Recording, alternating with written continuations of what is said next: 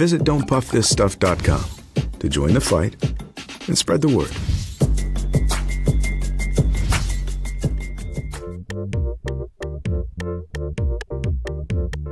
At first, me and my mom were struggling. I was trying to pay the bills and trying to take care of my mom at the same time. When I first heard that I can get paid for taking care of my mom, I was kind of skeptical because I had been doing it for so many years without pay. That's when I reached out to Passion to Care. I read all the reviews and I saw that they were #1 in the field. Passion to Care has really, really changed my life. Right now, I take care of my mom 24/7 thanks to Passion to Care.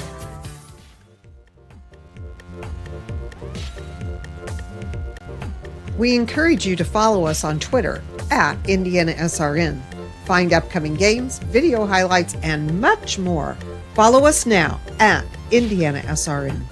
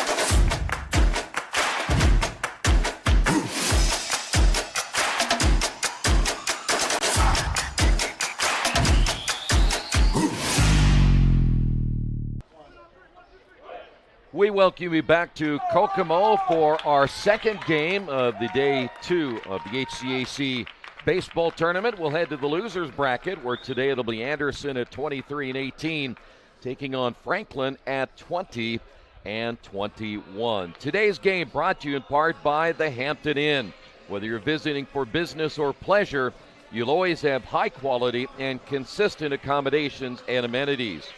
Boilermaker Local 374. We're second to none in quality and performance. Passion to Care, beyond home care where passion meets purpose. Clean Slate, inspired innovation that moves business forward. Industrial Sales Associates, they've been an electrical, mechanical components manufacturing representative for Illinois, Indiana, Kentucky, Ohio, Michigan, and Eastern Tennessee for several years. The IndianaSRN sports page, wall-to-wall sports news every day. Check out IndianaSRN.org. Click on the Sports Page tab. And by the Heartland Collegiate Athletic Conference, catch the best Division III athletics on HCAC.tv, where you always have a front row seat. Game 2 today, Troy Dergowski, Sean Kroll with you. And Sean, it's the losers bracket, and we know from experience it's a tough way to get through back to that championship round. I'm telling you, especially after yesterday with the rain issues, got to watch some of the games yesterday afternoon. You kind of want to get in that flow and that rhythm, and they got pushed back a little bit. But you know your life is on the line in these games because it's 2 and Q. Like you got to everybody is available in the bullpen to get past this game. It's right now. What's happening right now? We'll worry about the next game. We got to win right now. Yeah, so you throw everything out. Yeah, it's kitchen sink. Yeah, and see what happens. By the way, Anderson will be the home team in this game. Talk a little bit about the pitcher, Noah Wathan, will get the start today. He will. Is lefty. Does a great job. Locating his pitches. We'll see what he can do here against this lineup of Franklin. 6th-ranked offense in the league. Anderson really knocks the ball around the yard. 305 as a team. Franklin coming in 6 at 294. Official game time 1:12. First pitch in there to A.J. Sanders is a called strike. And we are underway in the losers bracket, swing and a miss. We saw A.J. Sanders last year, and he was really a catalyst for that Franklin team, leading off and getting on base, making things happen, being disruptive. Here's the 0-2 pitch, hit foul. Franklin was again the preseason favorite to win the HCAC, but they've had a rough year defensively. We talked about that a little bit yesterday. Just things have not been gelling together. Here's the 0-2 pitch once again, a little bit high, 1 ball, 2 strikes. Yeah, I was looking at the offensive stats in this Franklin lineup. Last year, they just mashed all year, and there's still some good numbers, but they weren't what they were at last year. Yeah, and these two teams, if I'm not mistaken, played for that championship last year. So a year later, things have changed. That pitch in the dirt, 2 balls, 2 strikes. Oh, yeah, Anderson worked their way up through had quite the run through the loser's bracket to get to the championship against Franklin. Down and behind the plate, Smitherman is at first base, Jones at second, Reed at short, Gordon at third, Tabor, Dorton, and Webb in the outfield left to right. 2-2 pitch on the way, hit foul. Well, good thing Keith's not here. He'd have flinched on that one. Well, you probably know by now he was not in the press box about 70% of the time because he was over at the hospitality room. Yeah. He's either in hospitality or ducking under the desk, one of the two. Exactly. Break-even pitch again, hit in the air to Tabor. And that'll be out number 1, and that'll bring up Dylan Redmond. Redmond hitting 280 on the year, 4 doubles, 1 triple, 1 dinger, and 25 RBIs. These two guys are the table setters for your big guns in Lipscomb, DeHart, and Smith to drive them in. By the way, 2 meetings this year. Back, in fact, not long ago, May the 5th, Franklin won both games 4-3 and 15-6. The pitch is a called strike. They can definitely put some runs on the board, that's for sure. I mean, very, very crowded at the top of the conference this year. It's one thing I noticed in doing some research that I thought was really cool.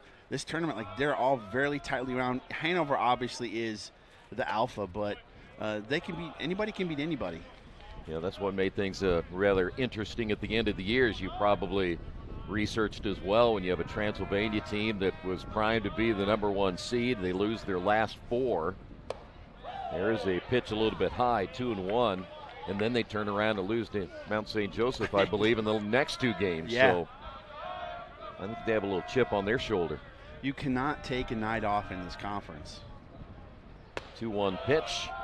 Missing low. Much like your Celtics did last night. Oh my gosh.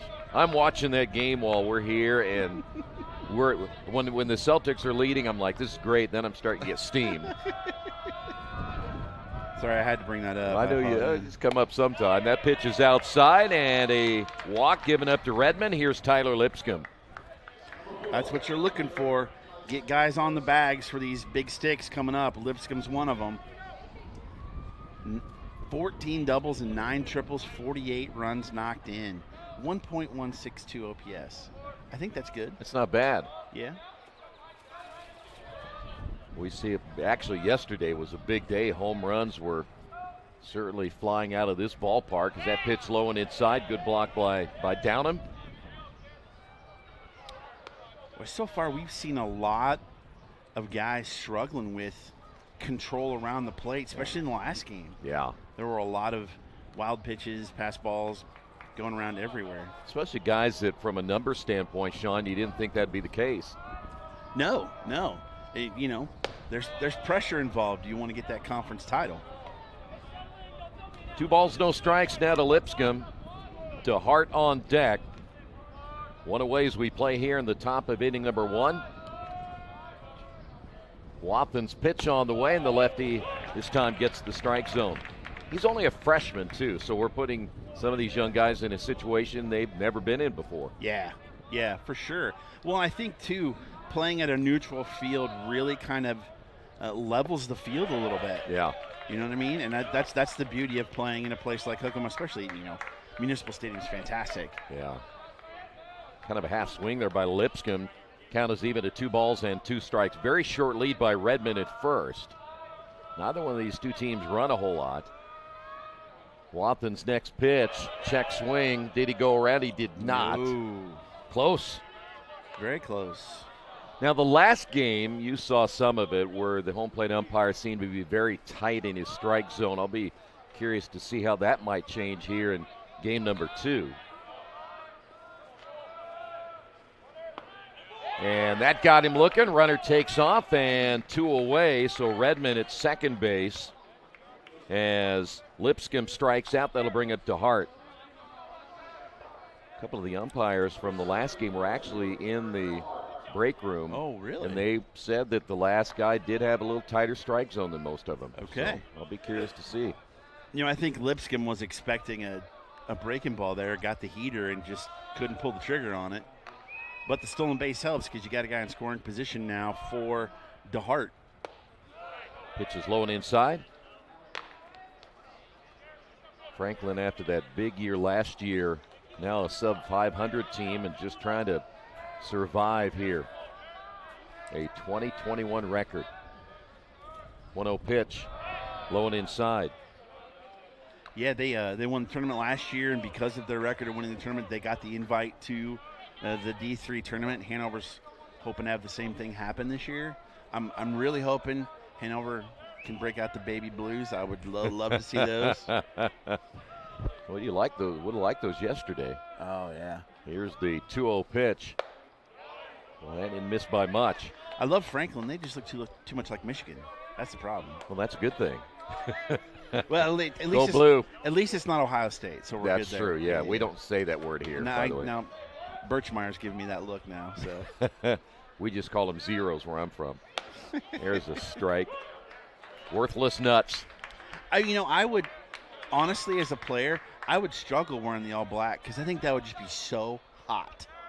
Yeah, especially on a turf field. They would have liked it yesterday, though. Well, yeah, that's true. 3 balls and a strike now to DeHart. Wathen checks the runner at second, comes home with a pitch, and ooh, my. That was close. Second walk, and here the fans downstairs saying that was a perfect pitch. Not liking it. This kid's bringing it as a freshman. He is. I could give you more information on him if I, had internet in any way, shape, or form. Well, good luck on that one. I'm trying. Here's Anthony Smith, the designated hitter. He's got 26 ribeyes on the year, so he's got a couple of guys out there. By the way, just real quick, now tomorrow, game 1 is actually now at noon. I think originally scheduled for 1, but now with all the changes, it is at noon. That means I have to get up a little earlier, don't I? Oh, man. Don't you hate that? That stings. You're an early riser anyway, though. I am. Lined into center field. That's going to fall in for a base hit. Dorton will throw to the shortstop. Gets cut off. Base hit by Smith. Drives in the game's first run. This is going to go unnoticed, but I love the play that Dorton made. You get too many guys that try and say, I'm going to rifle this guy at home plate, and it allows the runner to advance to third. He hit his cutoff, man, which is exactly what he should do. Good fundamental baseball, yeah. Here's Sean Sullivan. So after what we thought might be a quick inning, Anderson trails it 1-0, and the pitch hit into center field. Dorton on the run, and this time he will make the catch to end the half inning, but Franklin gets a run. They lead it 1-0. You an active athlete looking for enhanced performance, comfort, and recovery? Then Skins is the perfect choice for you. Our revolutionary sports compression product provides better oxygen flow in your muscles, helps reduce fatigue and pain from intense physical activity, allowing athletes to push their boundaries and perform better. Skins helps keep everything, including you, on track. So don't wait any longer. Get your Skins now and experience unbeatable performance. Take your game to the next level with Skins. This is the hotel breakfast. It looked different online. Do you children like eggs? Here, they make your bones grow. It'll be fine. It's gonna be fine. All right, guys.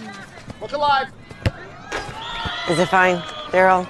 I'm starving. When free hot breakfast can make or break your day, it matters where you stay. Go get him. Hampton by Hilton. Hilton for the stay. Are you ready? To climb higher. At Mount St. Joseph University, we think you are. With new state-of-the-art facilities, expert coaches and mentors, our top-ranked teams will provide the perfect challenge to test your skills. But it's not just about winning. It's about becoming the best version of yourself. That's what we're all about. Here at the Mount. Today's game brought to you in part by Officially Human. Their mission is to restore respect to game officials and recognize them as authorities on the field and the court. Thanks to our officials, because without them, we don't play. It'll be Charlie Jones, Trey Dorton, and Tyler Smitherman leading things off for the Anderson Ravens. Pitches outside, ball one. Again, this Anderson team, 305 as a squad total this year. They can hit the baseball. By the way, Jackson Young, go ahead. Yeah, Jackson Young, 6.42 ERA, 3-6 on the year, 54.2 innings pitched. Has some issue with walks, 23 walks, 58 strikeouts. So batting average against 299. Well, he's falling behind at 3 balls and no strikes, and this one across the plate.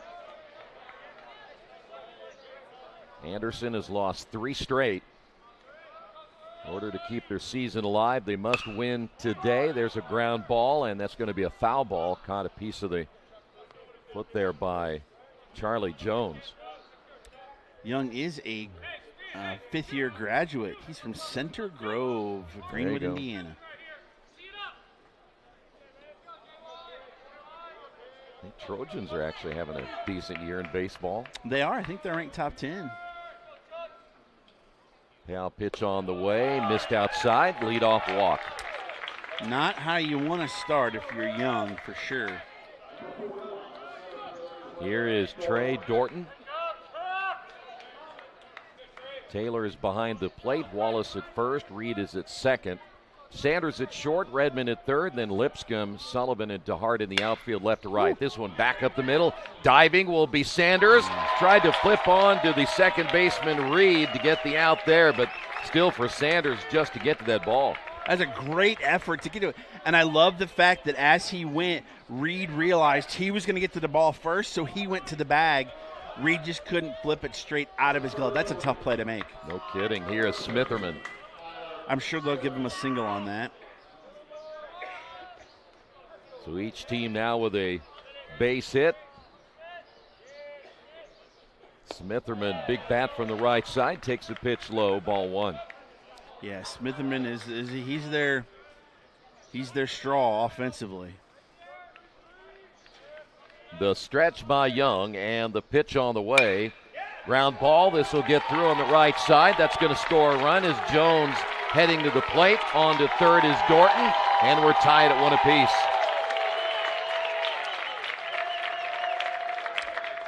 Well, that's what you're looking for if you're Anderson, is a response, and you just got it. A walk and 2 straight base knocks. Love the way that Smitherman went to the opposite field when they were shading him. The second baseman, Reed, was playing right behind the second base bag. Smitherman just stayed in the box a little bit longer, shot it to the right side of the field, got the knock. It's almost like the way you used to hit, isn't it? Yeah, baseball stars on, on Nintendo for sure. Here's Justin Reed. I have a bigger question here in a moment. I'm going to have to get your expertise on this. Well, you're stretching it by saying I have expertise. Hit foul, Justin Reed. What happened to Myers? Where'd he go? He just disappeared. I think he got the lunch and the cookies in him, and third lunch. He's got that sugar high going. Ground ball to Redmond. They'll get the force there. The relay to first, not in time. Love the way he looked the runner back at third and still had plenty of time to go to second to get the force. Almost able to get 2. So 1 away. That'll bring up Griffin Wolf. Take another look at that play down at second and the relay. Wolf, the designated hitter. Still runners at first and third here in the bottom of inning number 1. Wolf from Carmel. They too are having a good year, I believe. Pitches in there for a strike. We're not that far away from high school baseball playoffs either. We are not. Dorton will lead at third, Reed at first. The 0-1 pitch. That one bouncing, and the runner takes off. That'll be a wild pitch.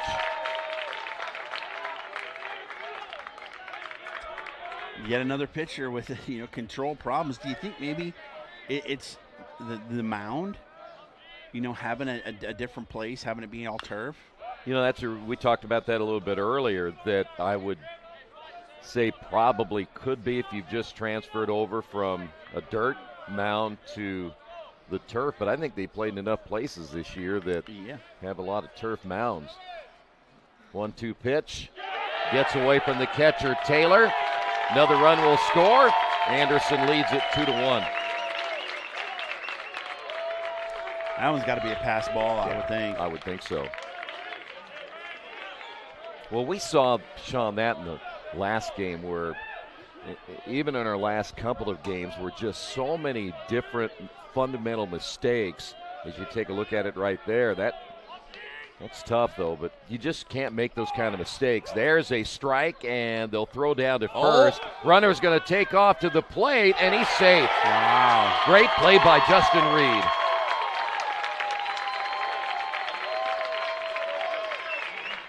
You don't see that very often, do you? No, waited to make sure that Taylor made the throw, and as soon as he let go, he took off, kind of reminded me of Eric Hosmer in the 2015 World Series.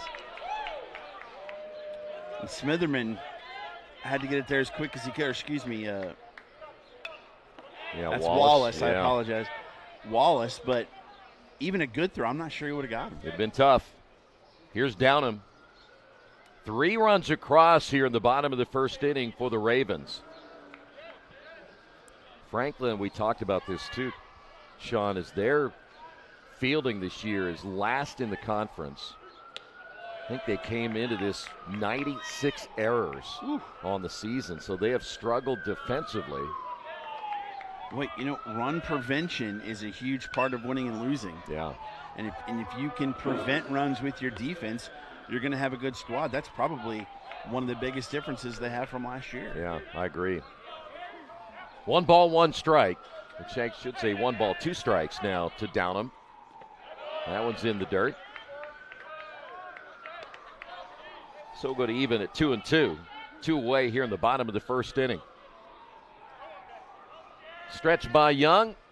And the pitch on the way is hit well, and that will curve foul. Almost to the playground.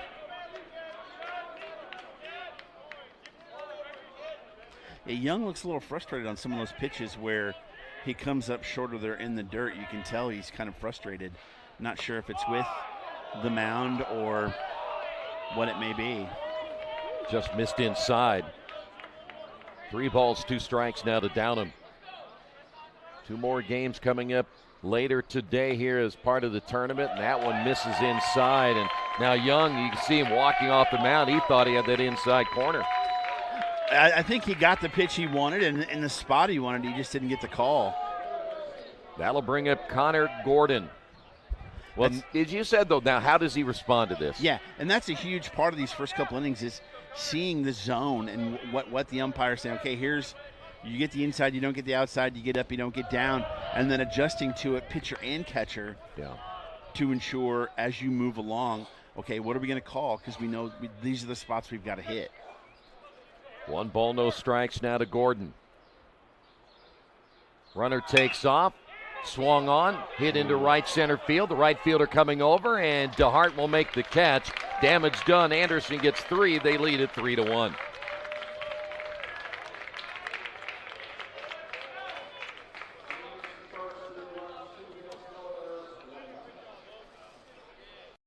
Thinking about what to do after high school? Consider a career with Boilermakers Local 374. As a Boilermaker apprentice, you'll earn while you learn. We offer excellent wages and benefits, and as part of our no-cost hands-on apprenticeship program, you'll learn from the best in state-of-the-art training centers and on the job. Become a union Boilermaker and get on your way to a great career. Find out more, visit www.local374.org or call 219-845-1000.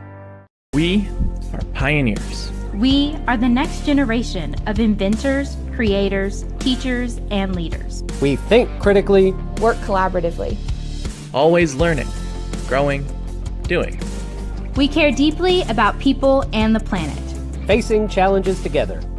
A place for the curious, the bold, and the go-getters. At Transylvania University, We pursue bold paths.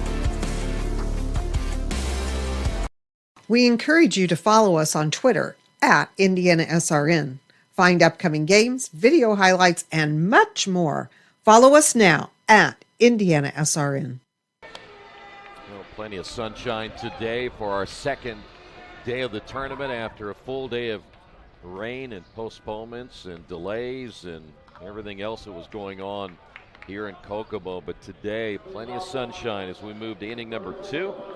Andrew Wallace, Adam Taylor, and Colby Reed all due up for Franklin, who jumped out to an early 1-0 lead. But Anderson coming back with 3 runs in the bottom half of inning number 1, and they lead at 3-1.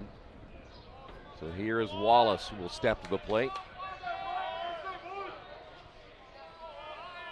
Wathen, the left-hander, from the stretch, and the pitch hit him. Oh, right in the elbow. That's one stat we've seen a lot so far, too, in our first few games. There's a lot of hit batters. Interesting, both teams sent 6 men to the plate in the first inning, yet Anderson scored 3, Franklin only scored 1, and they left a bunch. A little more aggressive, huh? Here's Taylor. See if Franklin will try to be aggressive as well and get a couple of those runs back. High fly ball, center field. Dorton lost it for the moment. Dorton on the run, and then he located it in time. Smart play by Wallace when he noticed Dorton was having trouble. He stayed halfway, scrambled back, but boy, that was touch and go there for a minute. Of course, yesterday you played cloudy skies all day long, and now you got a little bit of sunshine, so an adjustment there as Colby Reed steps to the plate. And the pitch on the way is low for a ball. You're struggling over there getting us the stats, aren't you? I'm trying. Jerry's the technology wizard, but I think it's my equipment that's the problem. Count is even at 1 strike. There used to be a time we didn't have any of that stuff. Yeah, I know. Yeah, I should have just printed it all out. Yes, right. Stretch by Wathen as he checks the runner at first, and the pitch, inside for a ball. That was a nice off-speed pitch. Ooh. Almost too good to look at, huh? You know, it's one of those things, you know, you can't score if you don't get on base. So if he's going to give you a chance to get on base by a walk, you're going to take it. Hit well, left center field. Coming over is Dorton. Has an easier time with this one as he makes the catch for out number 2. And now we'll move to the top of the order in A.J. Sanders. Sanders 0 for 1 today. Sanders flew out to Tabor in left field. Wathen hoping to get a relatively easy inning here. That'd be huge, especially if you put that 3 spot up, go out and put up some zeros. That's hit foul. That'll give some life to your offense.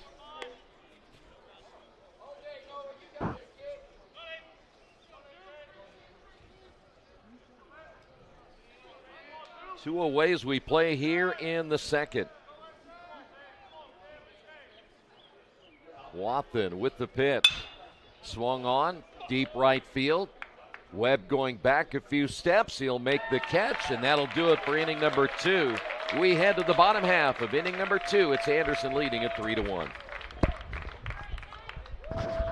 Poached egg on avocado toast. Ew. Your flash fried porgy over chips. Ew. Your fresh Maine lobster with microgreens. When the only thing your 8-year-old will eat is waffles. She's fine. She's fine. Your waffles, m'lady. It matters where you stay. Yum.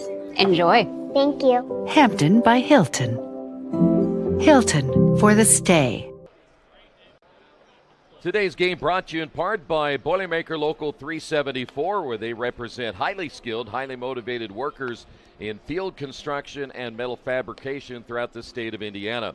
Start your career with Boilermaker Local Union 374 at 219-845-1000. We head to the bottom Of inning number 2, it'll be Tabor, Webb, and Jones.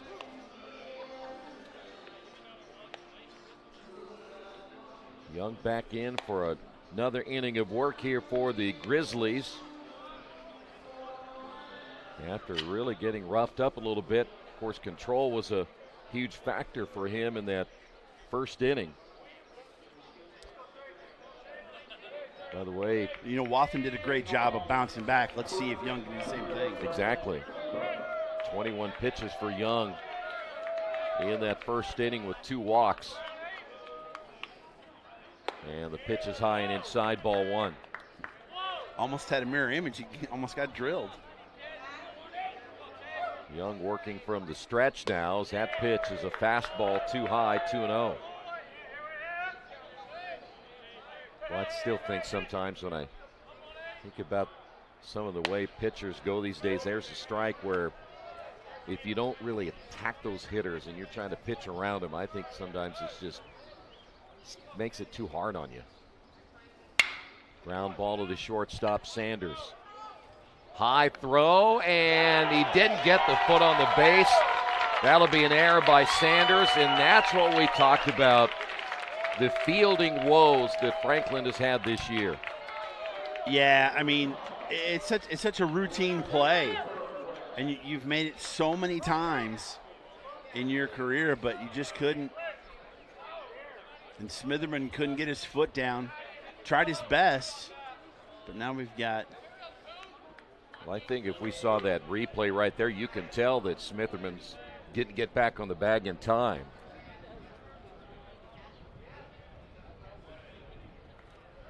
This is the second time I believe we've had a full meeting of the 4 umpires in this tournament to at least determine if they need to overrule the call at first base, but it appeared to us that. Yeah, I didn't think he yeah, I agree. Tabor is safe at first. I mean, you're right. You know, Smitherman trying to get his foot back down, he just couldn't locate it.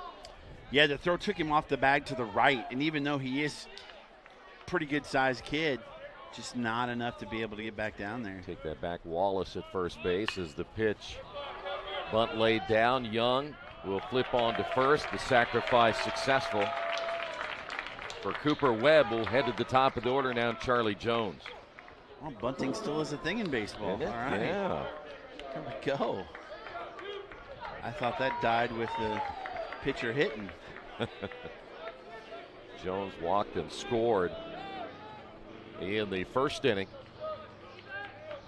Ravens trying to build on a 3-1 lead. Here's the pitch by Young, and it bounces. Good job by Taylor.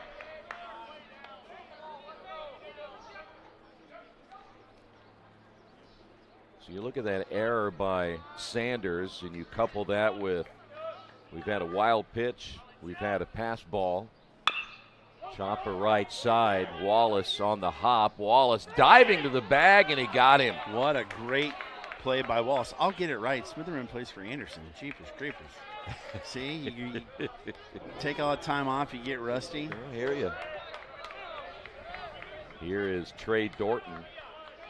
I'll tell you what, if Wallace doesn't dive to the bag, he didn't make that out. Yeah, that's a great play by him. I mean, really, he's the only guy that could have got it, too, because it was such a high Baltimore chop there. Line drive, base hit, score a run. Now 4-1. Dorton 2 for 2. You just really, in a lot of ways, already kind of feel the energy a little bit higher here for Anderson than what you feel for Franklin. Oh, for sure. Here's Smitherman. He had singled.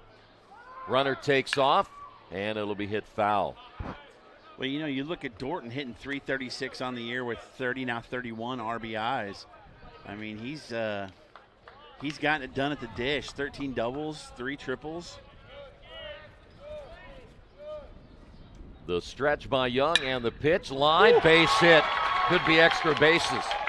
Heading to third will be Dorton. Throw comes in, not in time, and Smitherman with the double. And now runners at second and third with 2 outs. The offense is feeling it, and Young is in a world of hurt right now. We got anybody? Yeah, we got some action down there in the bullpen. Looks like number 22. 22. Is that Johnson? Matthew Johnson, that would be correct. So Justin Reed will step to the plate.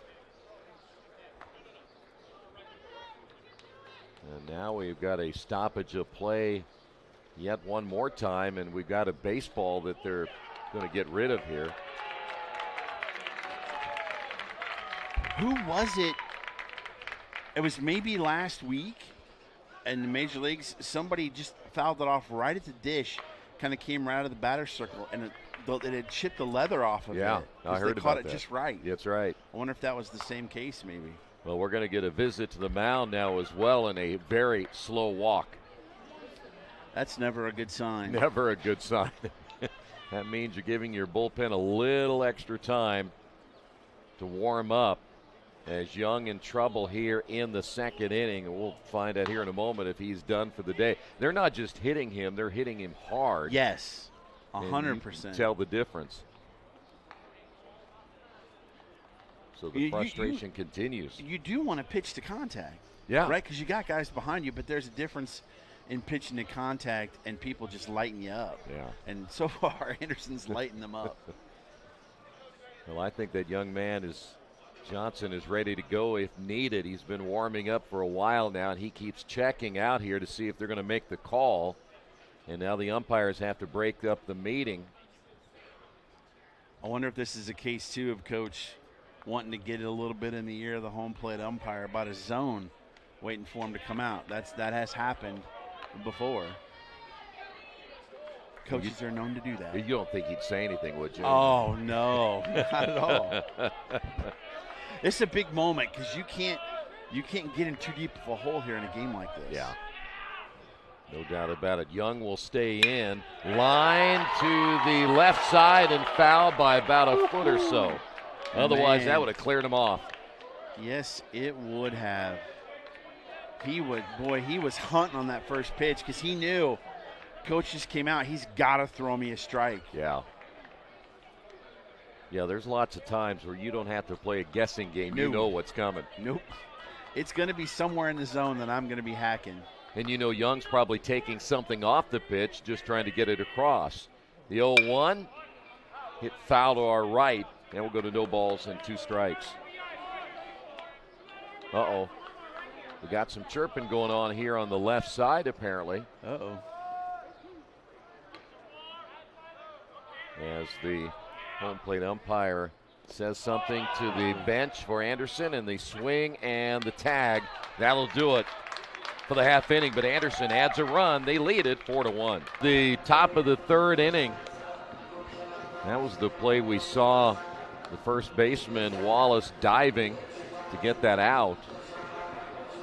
Though we have seen a few errors here, though we've also seen some pretty good plays. Oliger reminds me of Rose Holman, played really well defensively down at third. Yeah, I saw him make a couple of plays in that game yesterday. He was smooth, that's for sure. Redmond, Lipscomb, and DeHart all due up.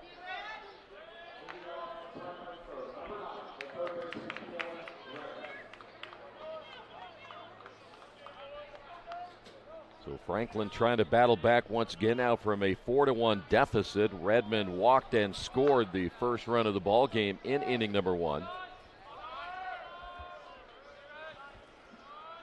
Watson with the pitch, misses high and outside. Let's see how Watson responds now after a really good second inning. See if he can carry that momentum over. 1-0 pitch. Good breaking ball. That is nice. Especially for a freshman. Yeah. Yeah, he is a heck of a future. 1-1 pitch on the way, missed outside, 2 balls and a strike.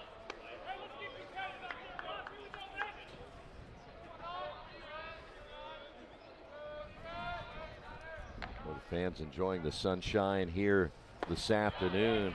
That pitch is inside, 3 balls and a strike. It's a beautiful day.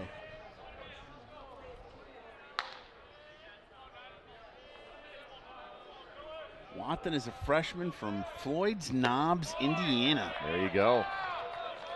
Walk to Redmond for the second time. Here's Lipscomb. Floyd Central. And we'll have a visit to the mound the other way. He tells Downham, just go back behind the plate. I'll take care of this. Yeah, just me and him. We're good. Our next game today will be at 4:30. Am I correct about that? So we got a 4:30 game and a 7:45. I believe that is correct.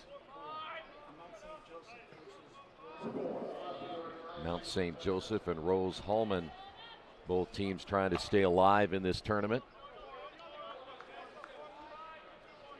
Lipscomb is a fifth-year senior from Wapahani. Wapahani. That's a fun one to say. Wapahani. Watson after the meeting set to throw, and the pitch in there for a strike. You talked about that before about throwing to contact, and the other thing is you got to trust those guys behind you. I mean, I can't strike everybody out, right? Yes, 100%. What a cut on that one. Boy, that lefty on lefty from where Watson is coming from, that's tough to pick up. Yeah. Yeah, it's, in Little League, I always want to tell pitchers, like, listen, you don't have to strike everybody out. You got 8 guys behind you there to help you. Oh, my. Oh. He not only did he take it and was it close, he kind of sort of like stuck that elbow out there a little bit. One ball, 2 strikes. If it would have hit him, it would not surprise me to see him say, you stay back, stay in the box here, son. Yeah. Watson with the 1-2 pitch. Boy, where'd that one miss? Woo. It is a tight zone today. Wow. 2 balls and 2 strikes. Watson takes a deep breath on this one. This one's going to be hit to right field. Webb coming over, can't get to it, bounces over his head. Backed up there by Dorton. Heading to second with a double is Lipscomb. Now runners at second and third.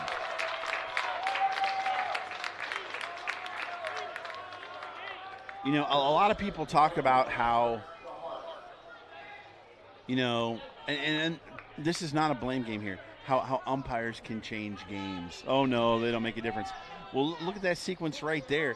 Like, thinking the strike zone was wider than it was, right. That pitch was a ball, which gave him extra pitches, hits one out there, kind of like didn't carry enough to where the, DeHart could get it. Now you got runners at second and third. It's a completely different inning. Yeah. So now runners at second and third, and that pitch by Watson in there for a strike. Excuse me, that is Webb out there. DeHart walked. DeHart's hitting. He's hitting. You got part of it right. I'm a work in progress, as always. Still no outs here in the third. Check swing. Fastball up high. A lot of fans kind of wonder, too, where is that strike zone at up and down? Because, we've gone from, under the armpits to here, and then it went down. Now it's back up a little bit. Well, even from our vantage point, watching it from behind the plate, like, we get a really good sense of inside and outside. Right. But not a very good sense of up and down. Yeah. And I always wonder from looking from the dugouts, how do those coaches, they probably get a sense of up and down, but not out. Inside, outside. Exactly. So if we just put our minds together, we got to figure it out. It'd be perfect, yeah. Walkie-talkies. That's right.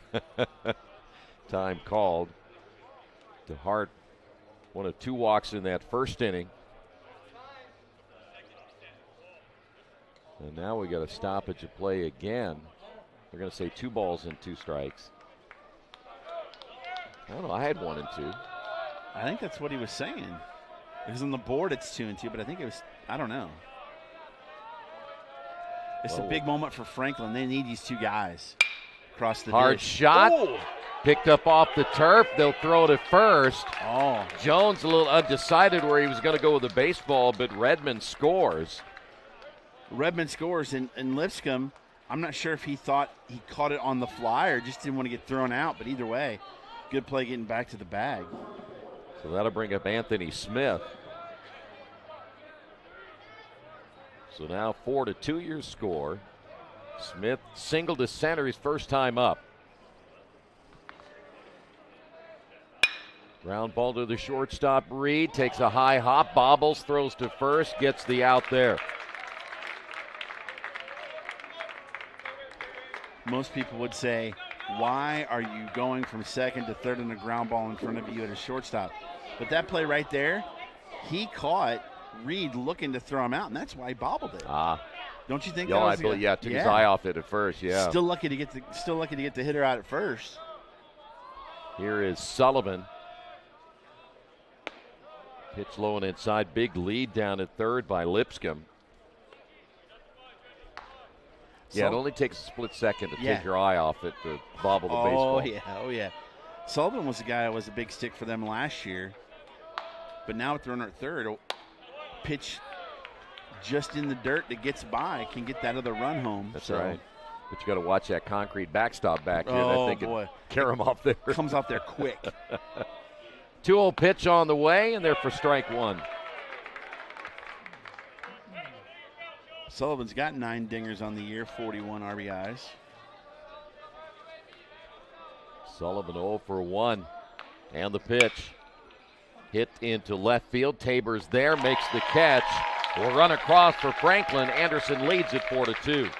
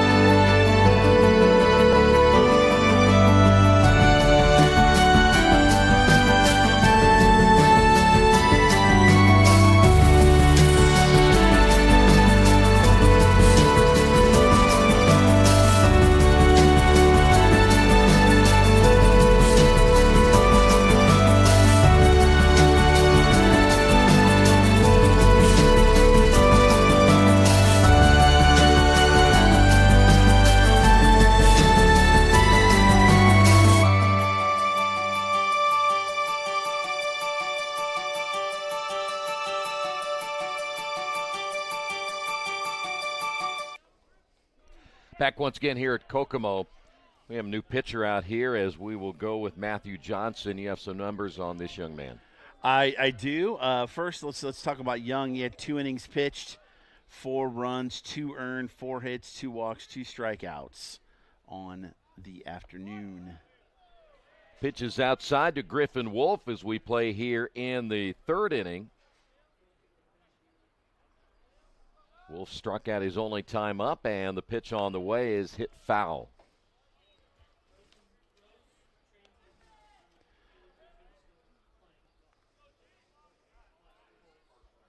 Count is even at 1 ball and 1 strike as they'll retrieve the baseball that got away in right field. As for Johnson, 6.44 ERA, 4-3 on the season. And he falls behind at 2 balls and a strike. Junior played at the fantastic Andrean program. There you go. That's a really good program. 2-2.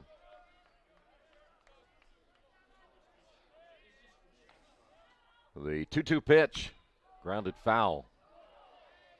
I was reminded the other day, Sean Manaea of the Mets pitched at Andrean. Oh, did he? Yeah, he was at Oakland. I think he was with the Giants last year, and now he's with the Mets.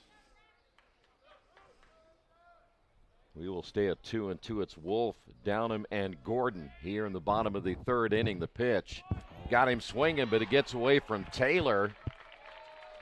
And so Griffin Wolf safe down at first base. And that'll bring up Downham. It's always odd putting a K in your scorebook, but yet not an out and circling it. Is this going to be one of those innings where he set a record? We're striking out 4 guys in one inning. I always love those stats. Downham will step up, pitch low and inside. Taylor had to slide over to get that one. Johnson losing a little control here early as well. That was a great pick by Taylor. The stretch by Johnson and the pitch hit foul. Oh, no. That's your car? That was headed towards my truck, yeah. Yeah. Do you have insurance? Thankfully, yes. Windshield insurance? Yeah, and I backed in, too. Oh, no. Boy, he shows bunt, pulls back. You know, now that I'm thinking about it a little bit, I wonder if the turf is tougher for the catchers, trying to expect the bounces on pitches that are short or short hopping or how they bounce away. Yeah. That may be more difficult for them if there's not as many turf fields across the conference. That's good point. Yeah, that thing probably skips off there pretty quick, doesn't it? Because you have an expectation as a catcher, like we're anticipating where a ball's going to kick up to. Popped it up high in the sky, right side. We'll go to 3 balls and 2 strikes. I mean, back in the day, I was a catcher myself. Oh, yeah? Yeah, I mean, it's been, 45 years ago, but still. The game hasn't changed that much. I hope not. 3-2 now to Downham with a runner at first base. Johnson's pitch missed inside. That'll be ball 4, and now runners at first and second, and here will bring up Connor Gordon. I like how I see what Franklin was trying to do there, because you saw the infield shitted way over to the second base side, and they threw him pretty much everything on the inside of the plate, trying to get him to pull so they could turn it over and get a double play. But just didn't work out. They're still shitted towards the right side, but now there's a righty up at the dish. Gordon flew out to right field. He shows bunt as you see Wallace charging in from first base. And Johnson continues to struggle with control problems here in the third inning. Of course, may have gotten out of the inning if the error wasn't committed. They got the runner to first. 2 balls, no strikes. Redmond playing on the edge of the green turf. Can't really say grass, can we? 2-0 pitch on the way, and that one got a piece of him. Oh, man. Things are getting worse now for Johnson. Well, there's probably nothing more frustrating for a head coach, too, is now we got a right-hander throwing in the bullpen for the Grizzlies. You bring the guy in, you're asking, listen, we need to just throw strikes here and get outs, and now you're walking people. Yeah, I mean, you're Coach Marshall, like, hey, come put out the fire, and now you're, like, throwing gasoline on it. Yeah. Big cut there by Tabor. Tabor's 0 for 1, a run scored. Reached on an error on the shortstop Sanders. Certainly was that throw that sailed way wide and high as that pitch outside. It looks he's struggling with his breaking stuff. But you don't just want to throw fastballs to everybody. 1-1 pitch, low and outside.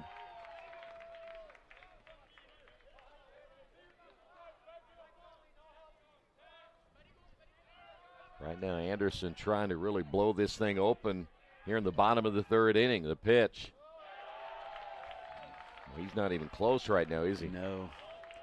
Anderson's licking their chops because they're almost to the point, too, where they can flip the lineup back over to the top. And, boy, that's a recipe for a big inning. Well, you know what happened there. Bases remain loaded. Run across. Is that it? I kind of watching down there at the Franklin dugout. No movement yet as Cooper Webb will step up. Well, you got to have some real patience when your bullpen isn't doing their job. Webb sacrificed his last time up. Swings away and hits this one foul. Is Had that a really good cut? Is that 51 or 31 down in the bullpen? 51? 51. I used to have a pair of binoculars over, but I think that somebody's using them. It's not Keith Myers either. Braden Merrow in the bullpen for Franklin. There's a strike. There we go. You guys can use as much as you want. Go ahead. As long as I get my swag next time I see you, okay? Yeah. I'm still looking for my Jackrabbits hat. I know. Well, guess what? That almost hits him. There's nobody here to get you one. Great. She made the trip again. 3 years now. Did I happen to tell you I got one that first year? Still in good shape. Thanks. Yeah, no, you always remind me. Here's the 1-2 pitch. Stays up high. Of course, I'd bring it home, and my wife would be like, "You need more hats? Like you need a hole in your head." Yeah, I hear that myself. Like, hey, you sound old when you say that. The break-even pitch, not even close. Wow. Now he's probably just thinking about this, man. I'm getting trouble. He's in his own head. He really is. I mean, as much as we talk about, like, baseball is very much as much mental as it is physical. Oh, yeah. Yep. Nowhere to put him. Hit well into left field, base hit. 1 run will score. Rounding third, heading toward the plate, and then they'll bring him back. Smart move. Wait. Oh, he's getting more baseballs? I thought he was that is a great stop. Because Coach was going to send him, but great arm out there by Lipscomb. He would have been dead to rights. I think that's going to do it for Johnson as Charlie Jones set to come to the plate. See if they'll make the change, and we will head to the bullpen. We'll tell you about the new pitcher in a moment. This place has been a huge part of my life, and I'm absolutely thrilled to be moving forward. I'll always take a piece of the mountain with me. Whether in the classroom or on the field, my coaches and professors had my back and always pushed me to climb higher. Now, I can't wait to light the way for my students and help them achieve their dreams. A new pitcher now, another right-hander in the bullpen as Franklin trying to put out the flames right here. Tell us a little bit about Braden Morrow. He is a freshman from New Palestine, Indiana, and there we go. 3.71 ERA, 0-1 on the season. 10 appearances for the young man. 1 save, or excuse me, 1 game started. Pitch outside, ball 1. Still just, well, should I say no outs? Yes, that is just correct. No outs. I think one of my sons knows him. Well, he might give him a call and say, you better throw some strikes. You better throw strikes, big fella, yeah. To clarify, I live in New Palestine, that's why. That's right. Yeah. 2-0 pitch. That's low for ball 3.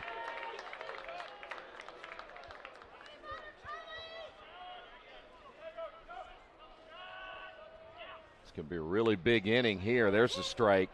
Not that 3 isn't bad already. There's 2 runs at this point. You're up 6-0. But you got your leadoff hitter up with the bases loaded and no outs. That's hit foul. Oh, no. Throw it straight back there. I park right back here where no balls ever get hit. When I came, though, it was all full. And then when I went to get Jerry the Hat, there was 8 spaces. In the VIP section. Yeah. Bases loaded here in the bottom of the 3rd inning. Whoa. Another run across. We've had, 3 walks in there. We've had a hit batsman. Only 1 hit. There's Dorton. And he's been lacing the ball today. 7-2 your score. I mean, it's like we were talking about between games. The school I teach at last week gave up 18 runs on 4 hits. That's amazing. And it's one of those things where you don't hit the strike zone. They're just going to keep station to station. Oh. Popped up right side, play for Wallace, and there's one away. Boy, that's a huge break for Franklin right there. Here is Smitherman. And he hit the ball well the last time up. He's halfway to a cycle. Yes, he is. Of course, he's got the 2 tough ones yet to get. Ooh. He almost got the really hard one. He was looking to put a dent in the scoreboard with that one. The 0-1 pitch is way outside. That's a great stop by Taylor.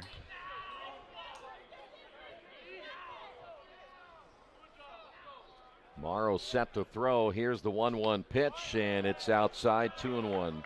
Well, the last thing you want to do now is start falling behind the hitters. Exactly, because then you know, hitters' counts in this situation are just frightening. Look out.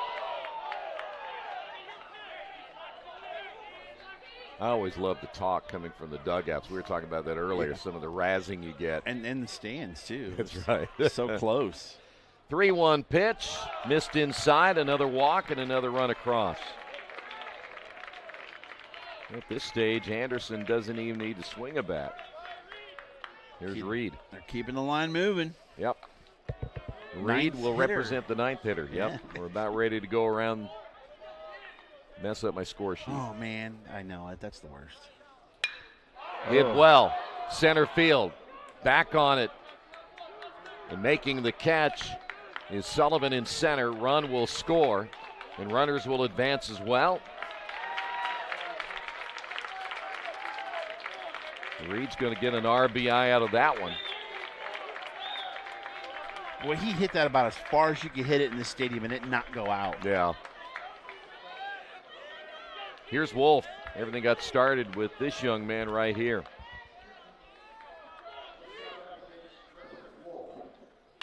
I bet when that came off the bat, Reed was like, I got that.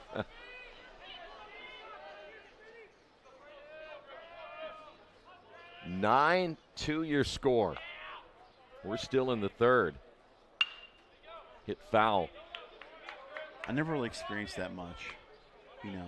What's that? The feeling of when you hit it and you're like, ooh, I got that. Not even when we do go to Victory Field and you're... Yeah, that too. The 0-2 pitch. Hit up the middle.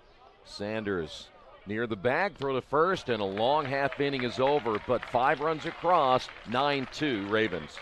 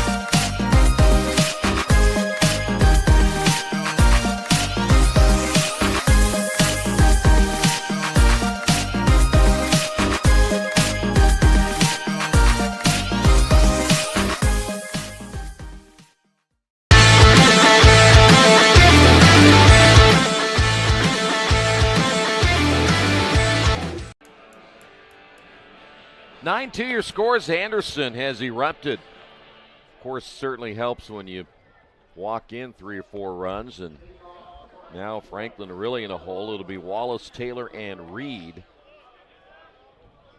You know, I'm looking at these stats, these game stats here. The one thing that jumped off the page to me, at bats in the game so far through 3 full innings, Franklin 11, Anderson 14. Only 3 more at bats, 7 more runs. Yeah. Might help with those 6 walks right there, too, huh? The productive plate appearances by Anderson have made a huge difference in this ballgame. Exactly. By the way, Young walked 2, Johnson walked 2, Morrow comes in, he walks 2. Watson set to throw, the pitch is hit foul.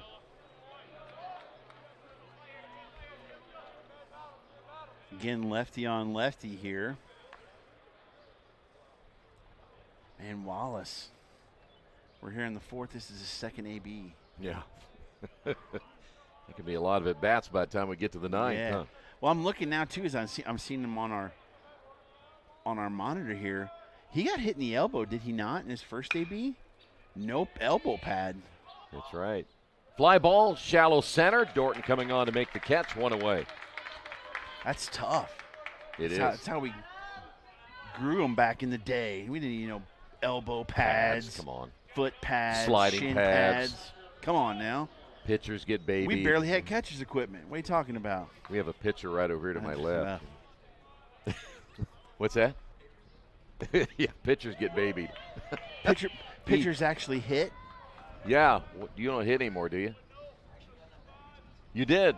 Really? See, they hit a little bit. Taylor steps in, the pitch on the way, and it's high and outside. It's a great thing about getting older is you can, You can act like an old man. Break those stories out about how much tougher you were. These kids now, when they're our age, they'll be like, well, back in our day, we had the DH. And 2 balls and a strike. We didn't get to sub people back in. And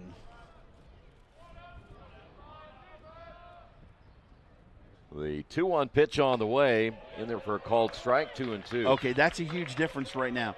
Wathan's breaking ball has been money today. Yeah.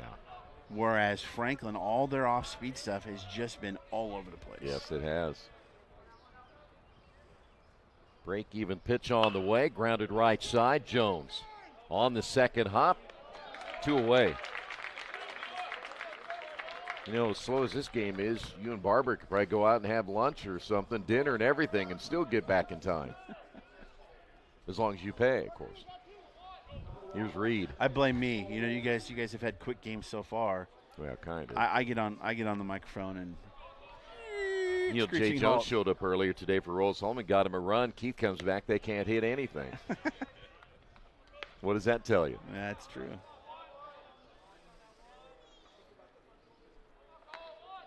Reed 0 for 1.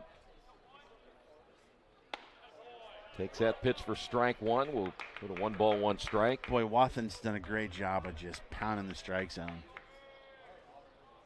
He's at 50 pitches right now. 1 and 2. Of course, if he was in the major leagues, they'd already be warming somebody up in the bullpen. Yeah, complete games, please. Yeah. What are those? Yeah, 5 innings. Hey, what a great start. Quality start. Here's your 1-2 pitch on the way, just outside. Tried to be a paint master there. Didn't quite get it. Umpire looks over to the Anderson dugout again. He's what do you want? I gave him the inside pitches. Here's your break-even pitch on the way. It's up high.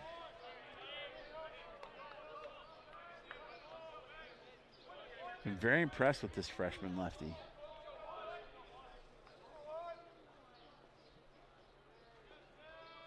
The payout pitch on the way, hit foul. Look out, Keith. Keith, you're okay. Oh, we got to get him a helmet. I think he'd feel more comfortable if he had a helmet. I think he would too. Umpire going out to hand the ball to Wathan. Must be short on baseballs, so we can't lose that one. Come on, man. We had baseballs flying everywhere yesterday. I'm surprised we have any. You know what? These SIDs are all loaded with the money they make at their jobs. They can replenish these baseballs easy. Yeah, they got cash laying everywhere. And look at that camera back there. I mean, it's amazing. Popped up. Shortstop Reed battling the sun, and he misses it. Oh, that is rough. Oh, boy. How about that hit for Reed, huh? Line drive in the box score, as they say. Here's A.J. Sanders. Well, again, it was cloudy all day yesterday. Now you got to battle a little bit of sun, and we haven't seen that thing in a while. I assume they're going to give him a single on that. Oh, yeah. Well, you'd be heartless not to. Yeah, that is true. That is true. Sanders 0 for 2. Ball gets away from Downham. Hustling after it. No advance at first by Reed. Yeah, when he hit that pop-up, though, I looked up and thought, ooh, That bright sky, it might be a little bit rough.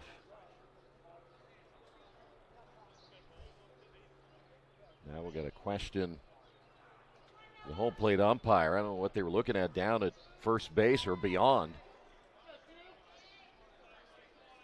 Downham, a senior from Bishop Dwenger, Fort Wayne.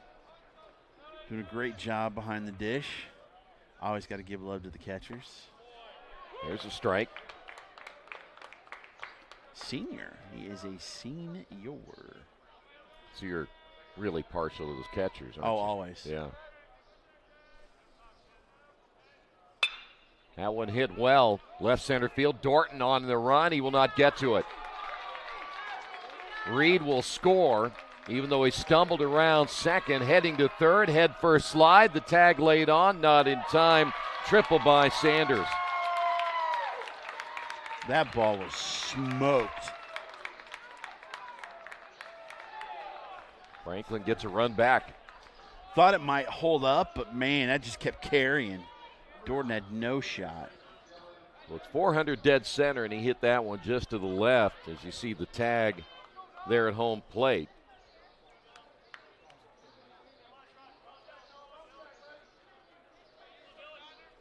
So now Sanders at third. Redmond steps to the plate with a run across. Actually, a tag at third base. Here's the pitch on the way, and it's a called strike. I also love the way Sanders, as he approached second base, he saw where the throw was going and saw that it was going to short hop the cutoff man, and he just kept going to third. Plays in front of you, use that to your advantage. Oh, yeah. This one hit to right field. Webb back on it, reaches up and makes the catch. A run across in the fourth. Anderson still leads it 9-3. We encourage you to subscribe to our YouTube channel, IndianaSRN. Hit the bell to get notifications for upcoming games and more. Watch as many games as you want, as many times as you want. Franklin has another new pitcher. Dylan Sprong will step in here in the bottom of the fourth inning, trailing it by 6. Get you some numbers on Sprong in a moment. It'll be Downham, Gordon, and Tabor all due up for the Ravens. Sprong, a fifth-year senior from Greenwood, went to Indian Creek High School. 7.09 ERA, 3-5 on the season. He started 8 games, but has appeared in 13. He's given up 41 runs, 31 earned runs, 29 walks, 34 strikeouts.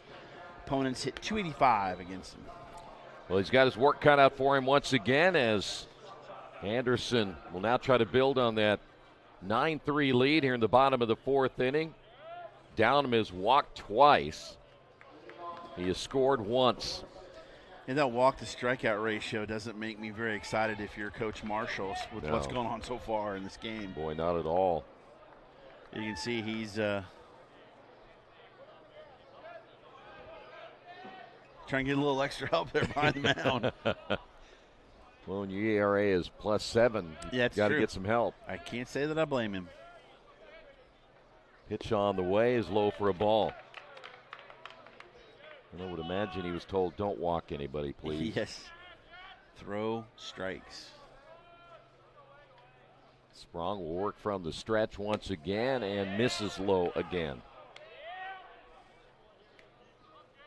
Good look right there at Downham, left-handed hitter.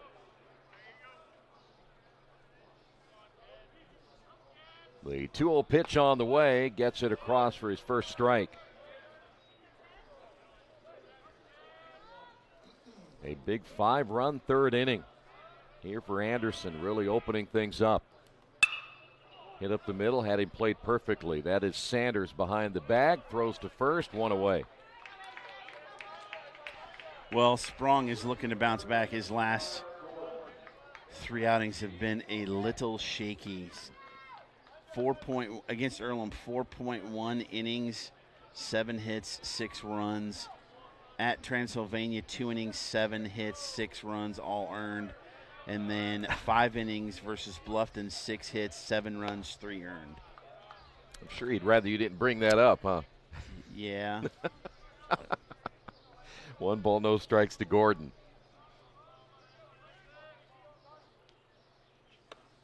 That pitch up high. I wonder how many players, of course, back in our day, stats, we never did that really much, but players watch all that as we're going along, yeah. But looking though, by his game log, his walk ratio has gone down as the year has gone on. So that is good. And plus in his last 2 outings, you're talking more than half of the runs were unearned, which brings the defense back into play. Yep. 3 balls, no strikes now to Gordon. The pitch, and nearly got him, and we'll add another walk. Here's Tabor. Yep. That is now 7 walks given up by Franklin pitching. Tabor scored twice.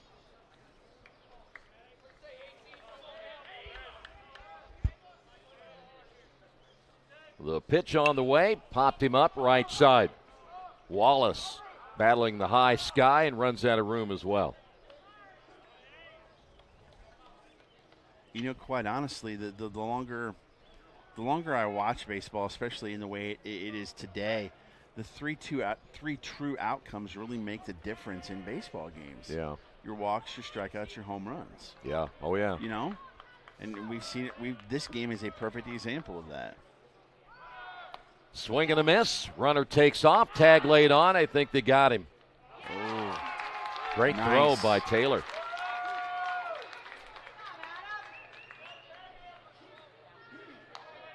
So 2 away. Did you ever watch the reruns of the home run derby from back in the 50s? Oh, yeah. Whenever anybody says 2 away, I think of that umpire. 2 away. He kind of had that twang. 1 ball and 2 strikes. I loved watching those. Oh, yeah. It's Mickey Mantle versus Ernie Banks. That's right. Old black and white. Yes. Yeah. The 1-2 pitch on the way. Outside corner. Got him looking. No runs across for the Ravens. We head to the 5th. 9-3 Anderson. Welcome back to Kokomo. Reminder, today's game brought to you in part by Passion to Care, where they're dedicated in helping you care for your loved ones. Well, for the first time in a while, it seemed like Franklin was giving up everything, and now they finally get out of an inning without any damage, and now they got to get the bats going. Yeah, that inning by Sprong was big because he comes in and he walks the first batter, and you're like, uh-oh, here we go. Then he got the pop-up, and then he got the caught stealing was huge, strikeout, got out 3 batters. Now Franklin needs to get the bats going, and they're starting with Lipscomb, but Watson has just been fantastic since that first inning. Certainly has. You mentioned just a freshman, but throwing well. Don't forget, 2 more games today. We'll be back here tomorrow at noon. I don't think. I don't remember. Yeah. Well, you better ask. Yeah, well, I'll be here, but. Yeah. Well, enjoy that couch you get tonight. Here is Lipscomb. Yeah, I'll be lucky to fit on that thing. It's not very long, so tuck yourself in. I got to get all my loosey-goosey on that because got the Pros Pro coming in next. Ah. Got to step my game I up. know you do. Yeah, don't mess that up. We got a stoppage of play. Again, here we go. Did pitch clock? Oh, wait, we don't have that. Sorry. They do today. Do they? I think so. Third base umpire's supposed to be taking care of that. Well, should I call strikes or open the strike zone a little more? What do you want to do? Now we're going to have 3 in the meeting of 3. What happened to, didn't we have Ford one time? I thought we had 4 umpires. There he comes. Lipscomb and Downham are chatting it up there. Yeah. Oh, go on back. We don't need your first base umpire. Where'd you guys eat last night? Well, we had Chili's. Oh, we had Olive Garden. Well, if you ate what Keith ate the other day, didn't agree with him. He told everybody about it, too. All right, whatever the meeting was about, we've got to find a way to I love guys up. what Jerry did. Jerry just piles it up. Like he saves it. I see that. Yeah. Like every time he goes, he's like, in case I'm going to get this and I'm going to save it. And then when he's ready, he's ready. Oh, pitch that's what it is. Way behind Lipscomb. Warnings? We got warnings? No. No, we're going to have another meeting, I think. Loose ball.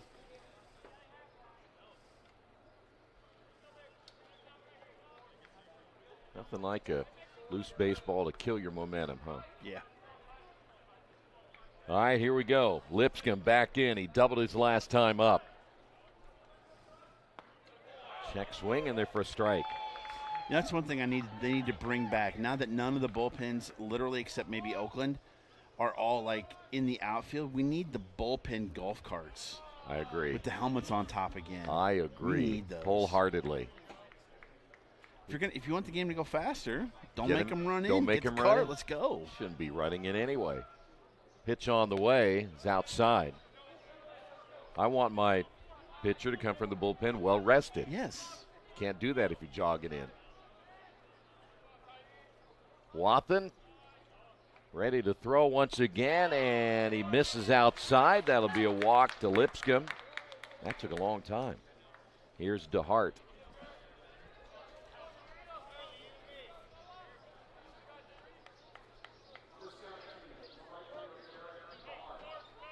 Walking the ground out so far today.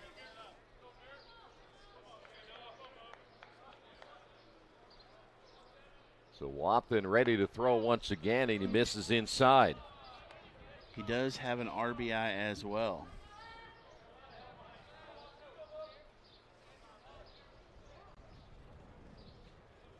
The 1-0 pitch.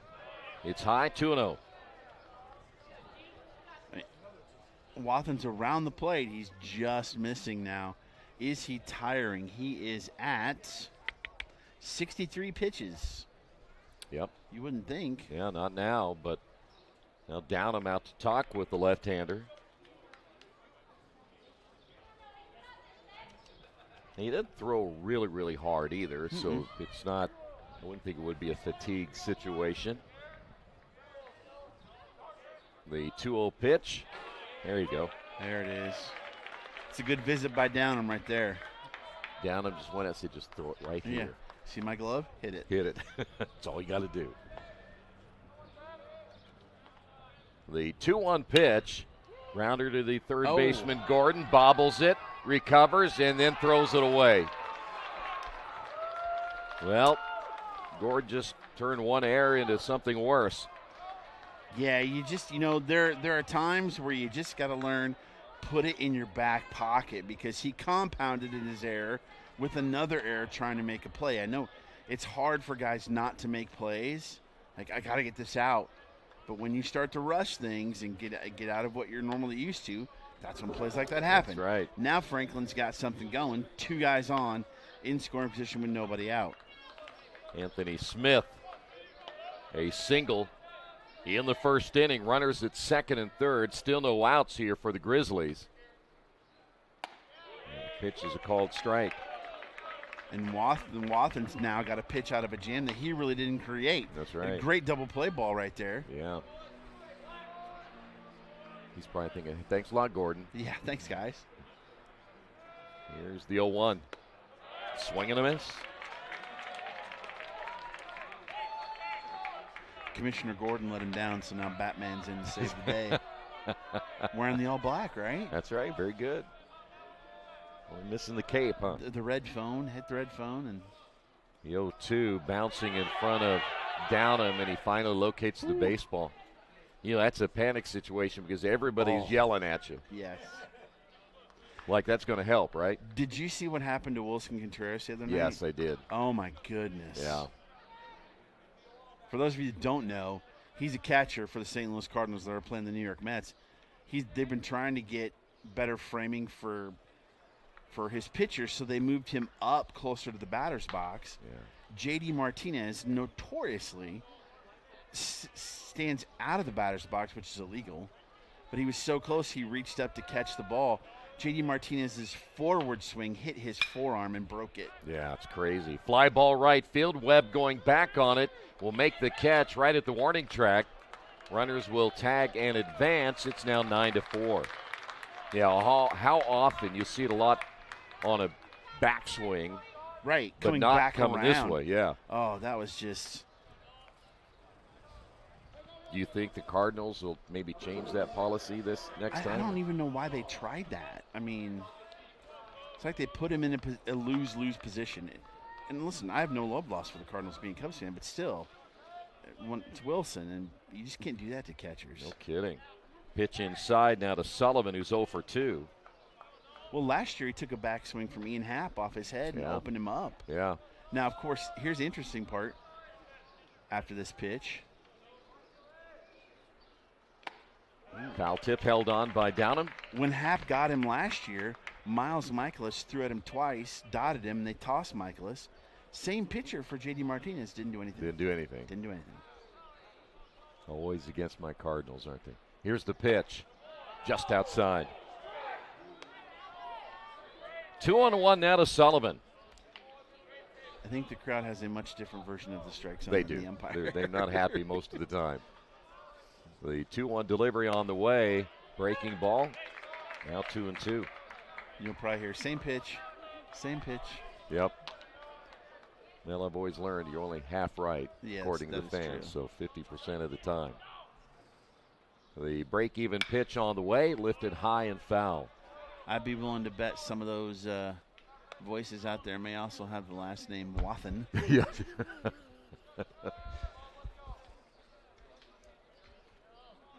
At the hotel last night, I think they were all in the lobby. That's for sure. 2 balls and 2 strikes. So here's the pitch on the way, missed outside. I could never sit close when the few years my sons played. I had to sit way back in the back, right, by myself. Everybody just leave me alone, let me watch. Yeah. Yeah, fans are so irrational, aren't they? I'm telling you, man, it is crazy. Now pitch, late swing, struck him out. But, you know, fan is short for fanatic. That's right. So very good. Boy, Sean Sullivan not happy with himself as he's walking back to the dugout. I'm not sure, again, that was a really late swing by Sullivan. Yeah, I wonder if he may have been expecting an off-speed pitch and got the heater and I got a swing. Here is Wallace. Pitch low and inside. Nice job Wathen's done here. Only giving up 1 run. You got the lefty on lefty matchup here. Get this out. Get out of that jam with only 1 run. That's a great job of pitching. Pitch low and outside. He's up to 76 pitches now. He's still got at least another inning in him. Yeah. The 2-0 delivery on the way. Lined in left field, base hit. That'll score another run. Big knock the other way for Wallace. That run was important. 9-5 now here in the top of the 5th inning.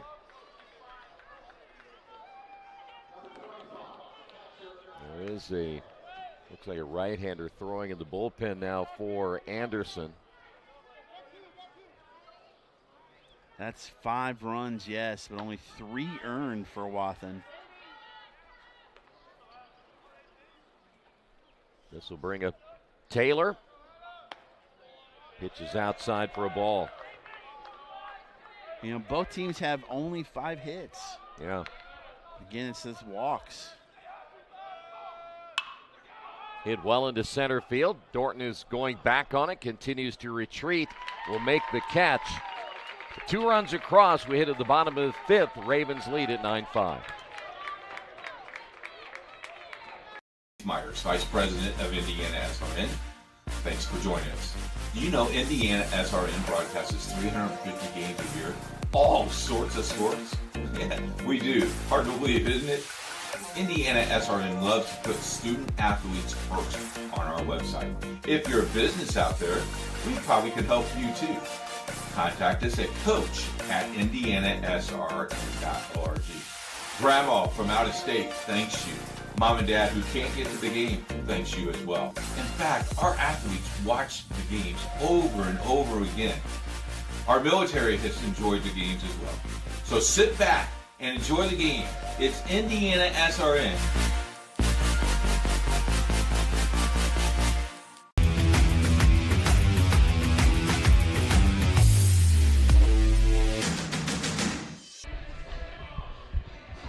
9-5 as we move to the bottom of the 5th inning. It'll be Webb, Jones, and Dorton all due up for the Ravens.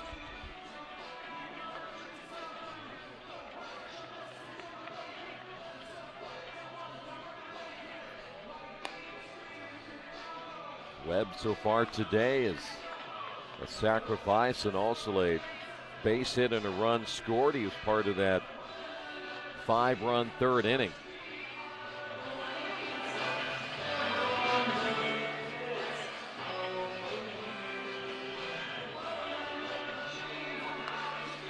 Final warm-up tosses here for the right-hander, and we're ready to go. Sprong came in the 4th inning. Had a strikeout and a walk.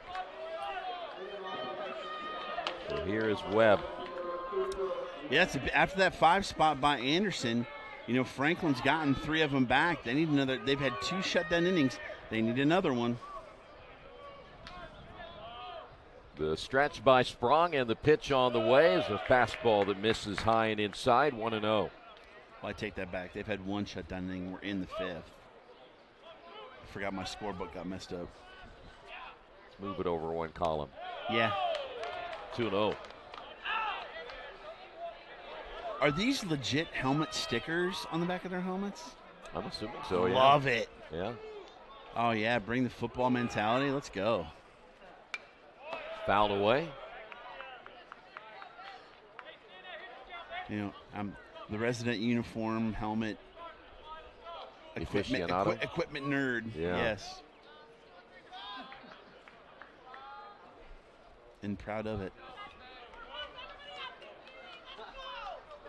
2 balls and a strike down to Webb. Popped up foul. I would imagine these may be the blackout uniforms for Anderson. Yep. All right.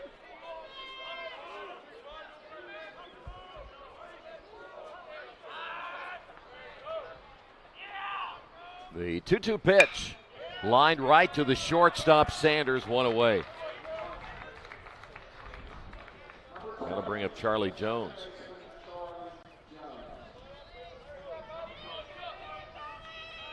Jones has walked twice today. Yeah, 5th inning, 4th at bat. You gotta like that if you're a leadoff guy. Sprong's next pitch on the way is outside, ball 1. So what do you notice different about the 2 batters' boxes? And the right one's used a lot more. It's got some patching on it. That's right.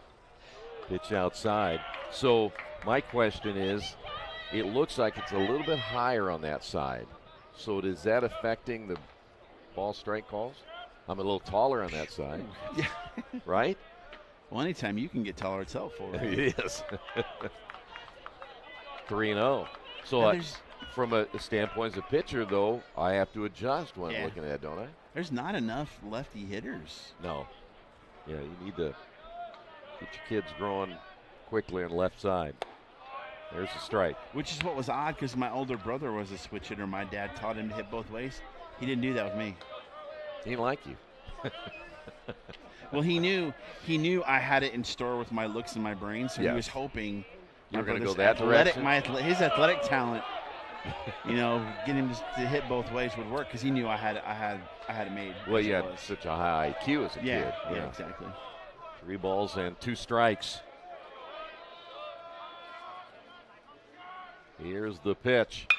Line foul.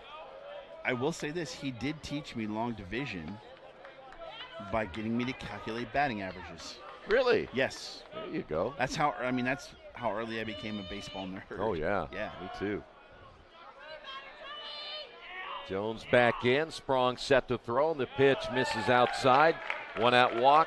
3rd time that Jones has been given a free pass, and that'll bring up Trey Dorton. If you're wondering why he's the leadoff hitter, look no further than the box score today for Charlie Jones. Exactly. Dorton. Couple of base hits.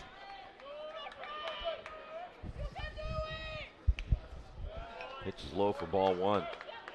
Had a question if my dad taught me how to calculate ERA. once I learned long division and that stuff, he's like, all right, here's how the rest of them go. You figure it out.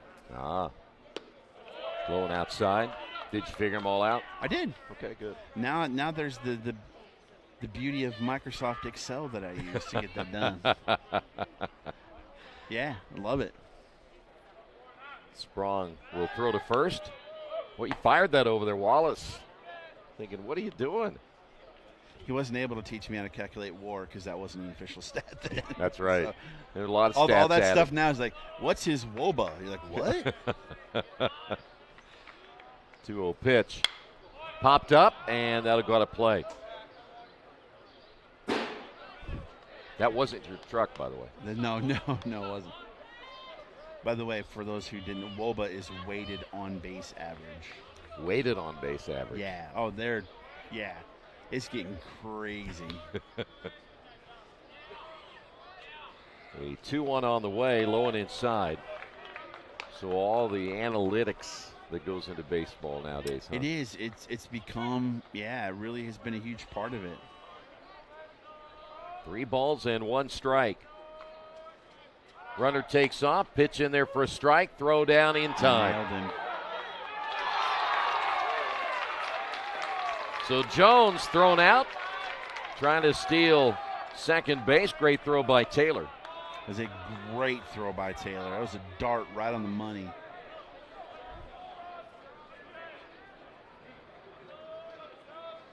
Got to be honest with you, I'm surprised he's running. He may not. You're up 9-5, as that'll be a walk given up to Dorton. Because now you'd have 2 guys on with 1 out, with your guy Smitherman coming up. I mean, 1 swing of the bat, you're within 1 run. Yeah. Makes you wonder maybe if he did it on his own. You think maybe because he walks so much, coach is like, you got green light if you can steal it, go? Yeah, why not? Whew. Smitherman, a couple of base hits, doubled back in the second inning, walked in the third. Pitch on the way is low for a ball. He was hunting fastball last time. Yeah. To try and get a big fly going. Let's see what he does here. The 1-0 pitch hit well into left field. Lipscomb can't get to it. That'll go all the way to the wall. Dorton rounding third. He's going to score, and an RBI double by Smitherman. Third hit of the day. And it's now 10-5. I go back to that stolen base. Yeah. It'd be 10-6. Yep. You know, not to nitpick, but those kind of plays are the little things that make a difference. Here's Justin Reed. And if Smitherman gets a little bit more launch on that, see you later. He ripped that thing. So now Reed will step to the plate. There is a right-hander in the bullpen for the Grizzlies. Hit to the right side on the high hop by Reed. Throw to first in time, but a run across for the Ravens. They lead it 10-5.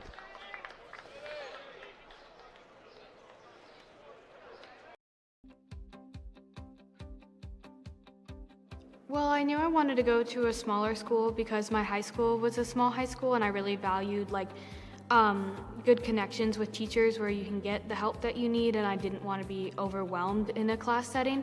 My name's Eloise. I'm from Chicago. I went to North Shore Country Day School, and then I took a gap year, so then I'll be going to Earlham this fall. I honestly didn't expect to be in the Midwest or to be in Earlham, but it ended up being the right choice for me when it came down to it. The big event that sold me pretty much on Earlham was meeting the professors and getting to talk with them and realizing that because I'm really interested in animal behavior, animal research, and things like that, and for me it was always hard to make sure that that was something I would be able to find in college, but I was able to talk to professors who had the same interests as me, and I knew I would be able to pursue a lot of my interests here and do research projects with professors who are passionate about the same things.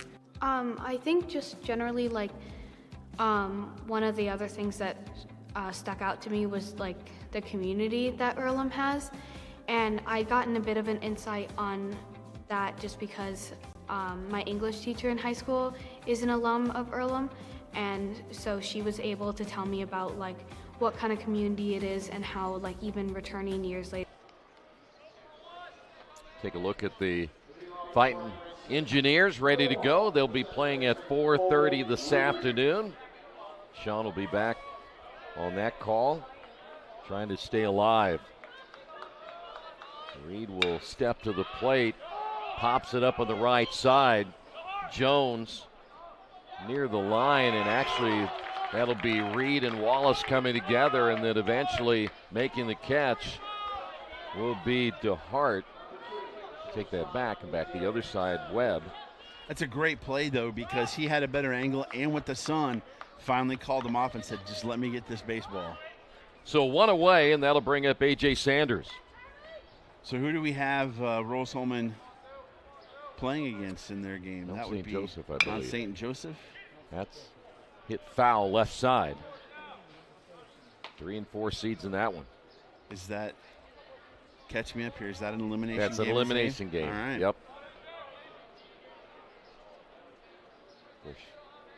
You'll have a good one later as well. Yes.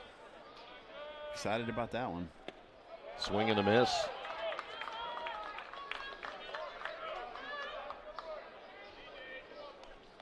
So no balls, 2 strikes now to the leadoff hitter, A.J. Sanders. Tripled his last time up. Straight back. I mean, you talk about a day at the park, right? Mm-hmm. We got 5, 6 seeds here, 3 and 4 next, followed by 1 and 2. Yeah, can't beat that. That's a day at the park right there. Yes, it is. Where else would you rather be? A couple of teams will be heading home today. Yes. Sanders back in. Wathen with the 0-2 pitch, just outside. Wathen at 79 pitches. So what kind of umpire would you be? Would you be up there? You got a bat, swing it. You better swing it. Swing it. 2 balls, 2 strikes. I would be one. I would stand directly behind the plate. I would not be directly behind the catcher. I know that's probably you're going to get me a lot of dings, but you're not going to follow him around. No. Here's Gordon. 2 away. Because I want to see exactly where it crosses the plate, not where the catcher catches it. Right. Plus, with the K's on there, that makes it really easy. It does. Here's Redmond. Walked a couple of times. He scored twice.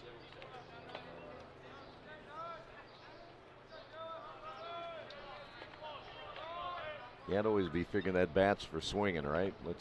Don't be messing around. Ooh. That's hit foul. Put a charge into that one. Too bad he hooked it foul.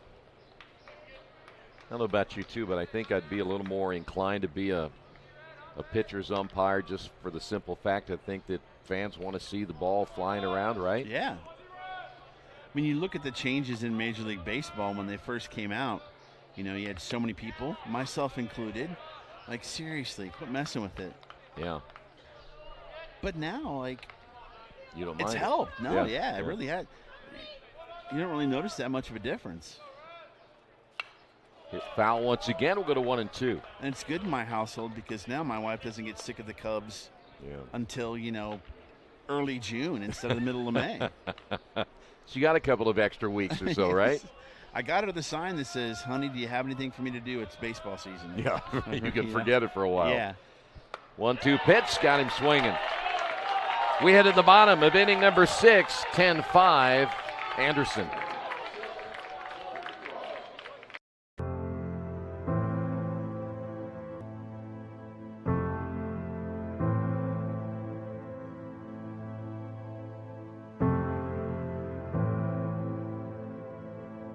Calling officials cheaters or corrupt, it's not a game. Insulting referees, it's not a game. Threatening officials, it's not a game. Berating young umpires, learning the ropes, it's not a game. Violent language in the stands, it's not a game. Verbal abuse from the sideline. It's not a game. Screaming at a referee in the parking lot. It's not a game.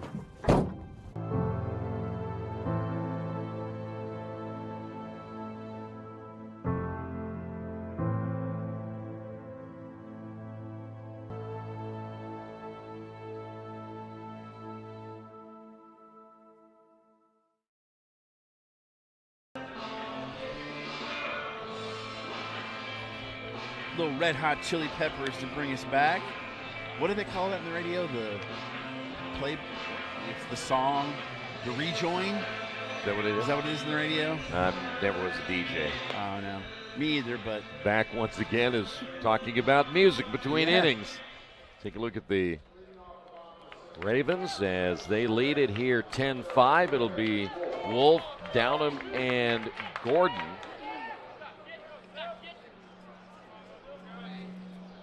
Sprong back in for another inning of work. Went 1-2-3. His first time up, and then got a little roughed up in the 5th inning.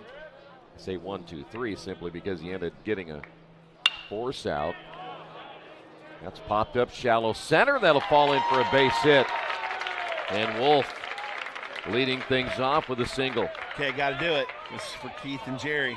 Okay. That was a duck snort. Duck snort, yep. Well, flipped it right out there over the second. I actually heard an MLB play-by-play guy say the same thing. Really? Yeah, and I was like, I have been justified. It's legit. Here's Downham. 2 walks for Downham. Correct me if I'm wrong. This is Sprong's 3rd inning of work, is it not? It is. Yeah, that's the most of any of the guys they've had. Pitch is low. Well, other than a couple of walks in the 5th inning, had that opening walk in the 4th. This is outside. Hasn't pitched too bad. Gave up that double to Smitherman that drove in a run. Yeah, just even with the 3 walks, he's only given up 1 run on 2 hits. Rounded foul right side. We'll go to 2-1.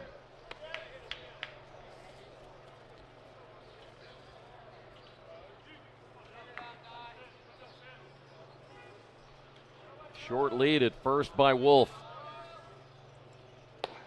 Pitch misses outside. There are 2 in the bullpen right now for Franklin. Just 1 right-hander now beginning to throw. The 3-1 pitch in there for a strike. And Young had 2 innings pitched, gave up 4 runs, 2 earned. Johnson didn't even finish an inning, didn't get an out. 5 runs, 3 earned. Merrill with 1 inning. Oh, that was close. That was a good pitch. And now Sprong's on his 3rd inning. Boy, that was really close. Here's Gordon.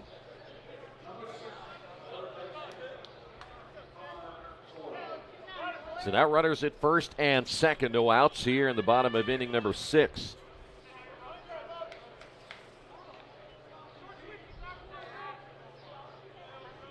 Wallace coming in at first base, and the pitch misses outside. Hit by pitch and a run scored and a walk and a caught stealing for Mr. Gordon. He's got a lot of stickers, though. He does. That's down the line, but foul, and that would have beat Wallace. That was close. He was playing in close as well. No way he would have gotten to that one. Connor Gordon, a senior from Carmel, went to Heritage Christian. There you go. So he probably did some of his games. Yeah. Dan Ambrose, the coach down at Heritage Christian. Shows bunt, pitches outside.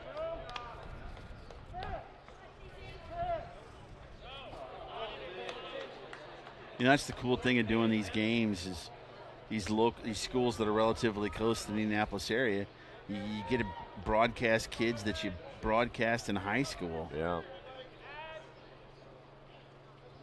2-1 pitch. Hit him. Yep.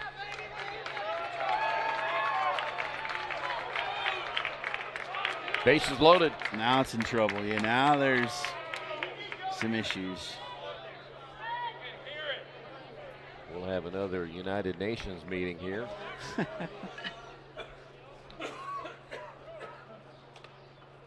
Honestly, I've never seen this many meetings that we have had in the last 2 days. They're building a giant laser. Is that for the ozone? No, that was actually Austin Powers. Yeah. Quote, yeah. Because of the ozone. Yeah. $1 million.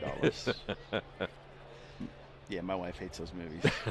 So does mine, but they're funny. One of these days I'm going to show my sons too. Yeah. But they just... Well, I think they just... They said it was hitting them on the end. I guess maybe they were discussing whether or not he didn't try to get out of the way. Do they ever try to get out of the way anymore? No. Okay. Here's Tabor. That's one thing I give the college kids. They will take it. They will, like, you want to dot me? Go right ahead. Back up the middle. Sanders flips on to Reed, turns to first, and Wallace able to scoop it up, 2 away.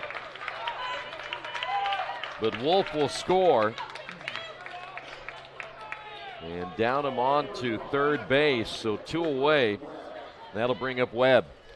That is a huge pitch. Yeah. Getting 2 outs with 1 pitch. Only 1 run scores. You get Webb now. That's a great job of pitching by Sprong. Webb lined out his last time up. We'll take that one for a strike. Back to a 6-run lead now for the Ravens in this elimination game. Good breaking ball in there for a strike.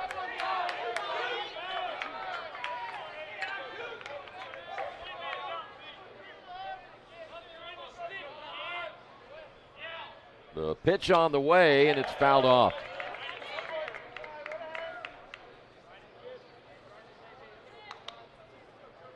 Again, a reminder, next game is set for 4:30, maybe. And then tomorrow, tentatively, tomorrow it'll be a noon start time. Hey, don't forget what Sunday is. Mother's Day. Mother's Day. Got to remember that. Actually, my department chair as of 8:15 last night is a brand new mother. Oh, congratulations. The 0-2's outside. Got the pictures this morning. Adorable, adorable.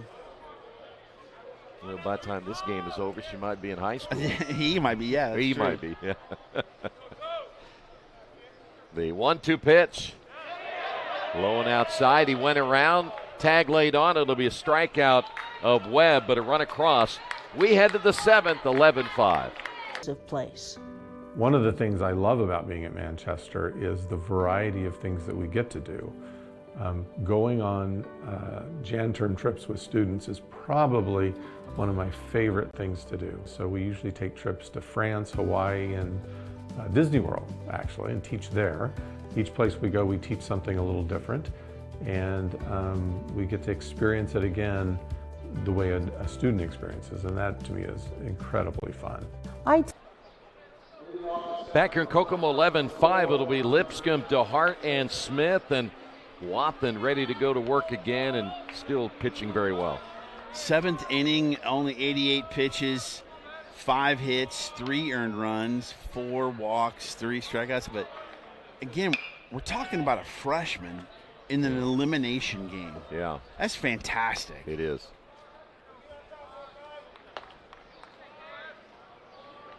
And he's pitched out of a couple of jams as well. The 0-1 delivery on the way. There's a called strike. I mean, you had the leadoff guy walk in the 5th, then the error from Gordon. Those 2 guys scored, but nothing else happened after that. So he's been a fantastic job of being around the plate, and ouch. That's going to hit Lipscomb on the elbow. He's probably trying to get feeling back. No kidding. Here is DeHart. First baseman asking, did that hurt, by the way? That's the worst when you get hit right there and then it just feels like bees are just all inside your arm. DeHart reached on an air his last time up. Scored a run in that 5th inning. This one hit well into right field. Webb going back on it, makes the catch on the run. Retreating back to first is Lipscomb. There's one away. That is a nice running catch, because if he doesn't get that, that's probably a run with the guy on third. Exactly. Here's Smith.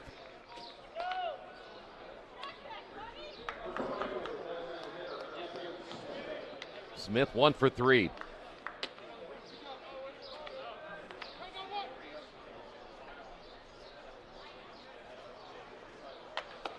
Pitch by Wathen in there for a strike. Well, at this stage, too, speaking of Wathen, this late, you just say, listen, just again, throw strikes. Let's just not walk anybody.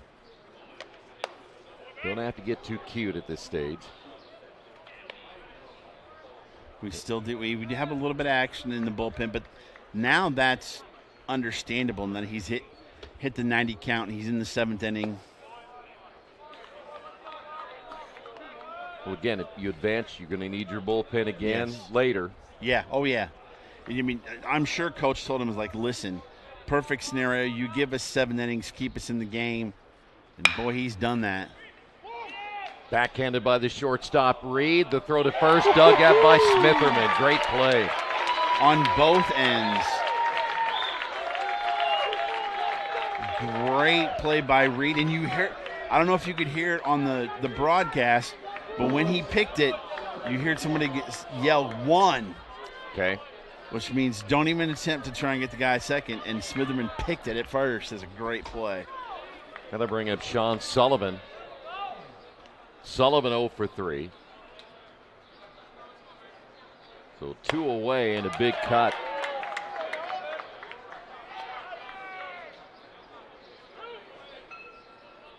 Two teams trying to extend their seasons as you get a good look at Sullivan.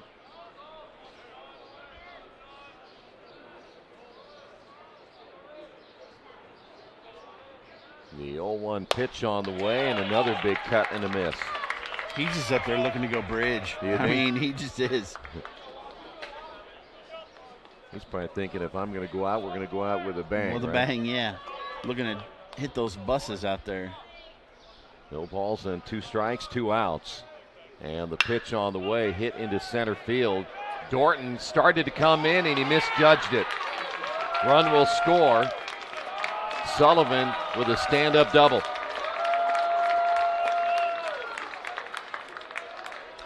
Isn't that odd that for center fielders it seems like the toughest play for them is the ball hit right at them? Yep.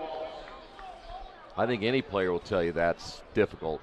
Which I may get a little controversial here, but to me that right there is why Andrew Jones should be in the Hall of Fame already.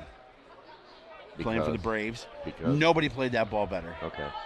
Nobody. I mean, we're talking Griffey too. Yeah. Andrew Jones was just absolutely fantastic at the ball, at that kind of baseball. Wallace will step up. The pitch is outside. Maybe it wasn't too controversial, but I'm very opinionated on that. Well, I'm glad you shared it. Some people are going, Andrew Jones, what are you talking about? Wasn't there a Chipper Jones? Yeah, that's right. Yes, there was. Oh, they're going to bring him back. I Wallace didn't tried think to it hit him. I didn't either. Well, Wallace sold it well.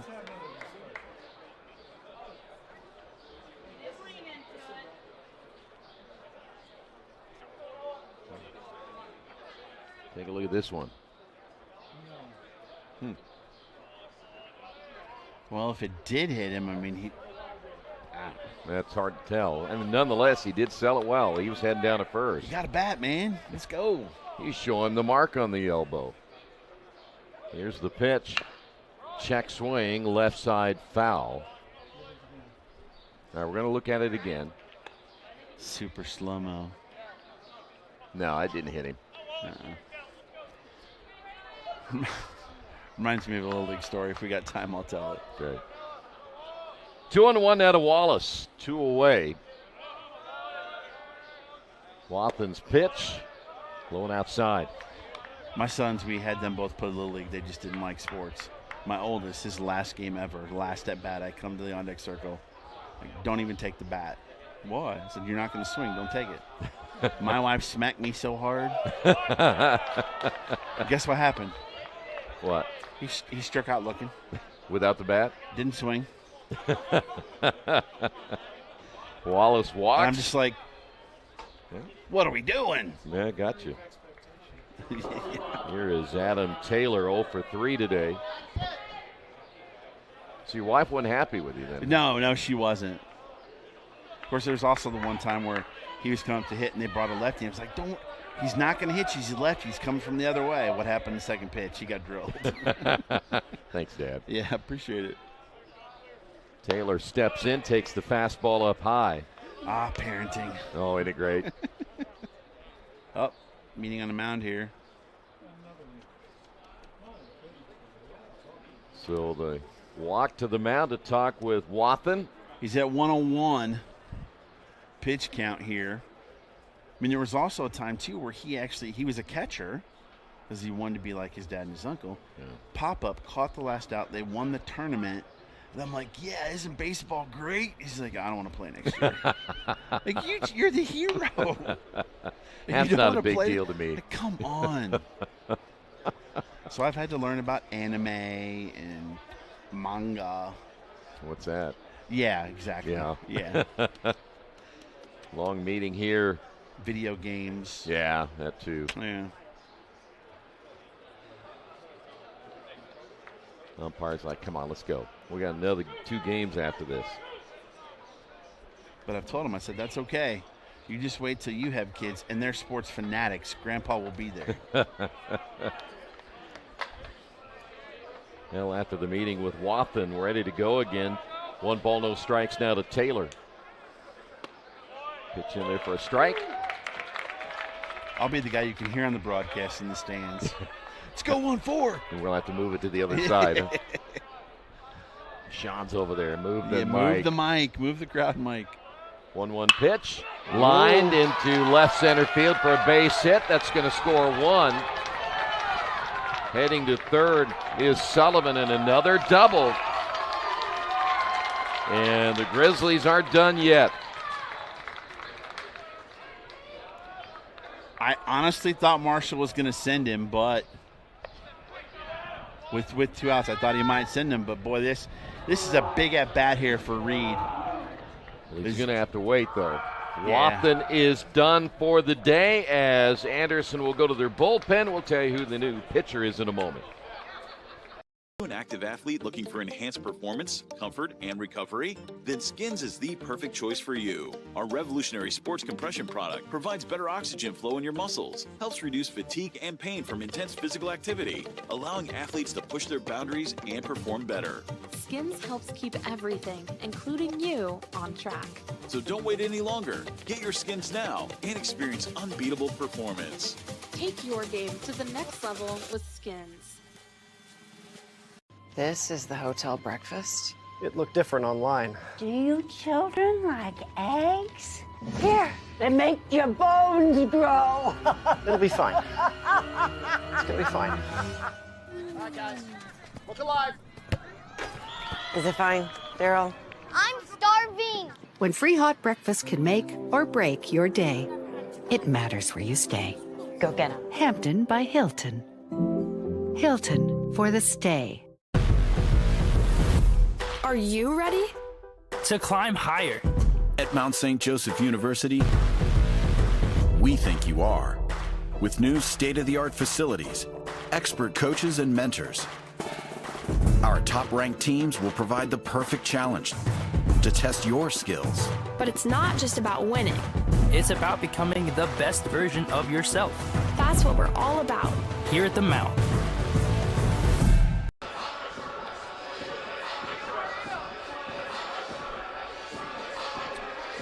(11-7) as the new pitcher will be Justin Schatzberger. He's a junior from Dyer, Indiana, played at Andrean this season.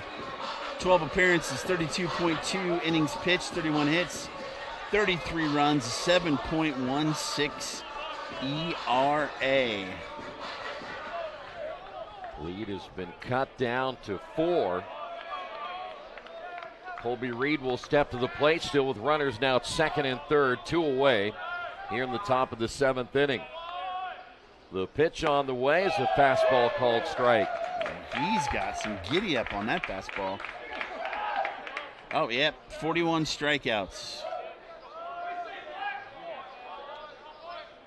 So Wathen done for the day, but still runners on base are his responsibility. There's a swing and a miss. 41 strikeouts, 32.2 innings. That's pretty good. Bad, yeah. It's a big out right here. Schosberger shaking off the sign from Downham. Wallace at third, Taylor at second, and the 0-2 pitch on the way. Ooh. Schosberger's ready to head off to the dugout, so was I.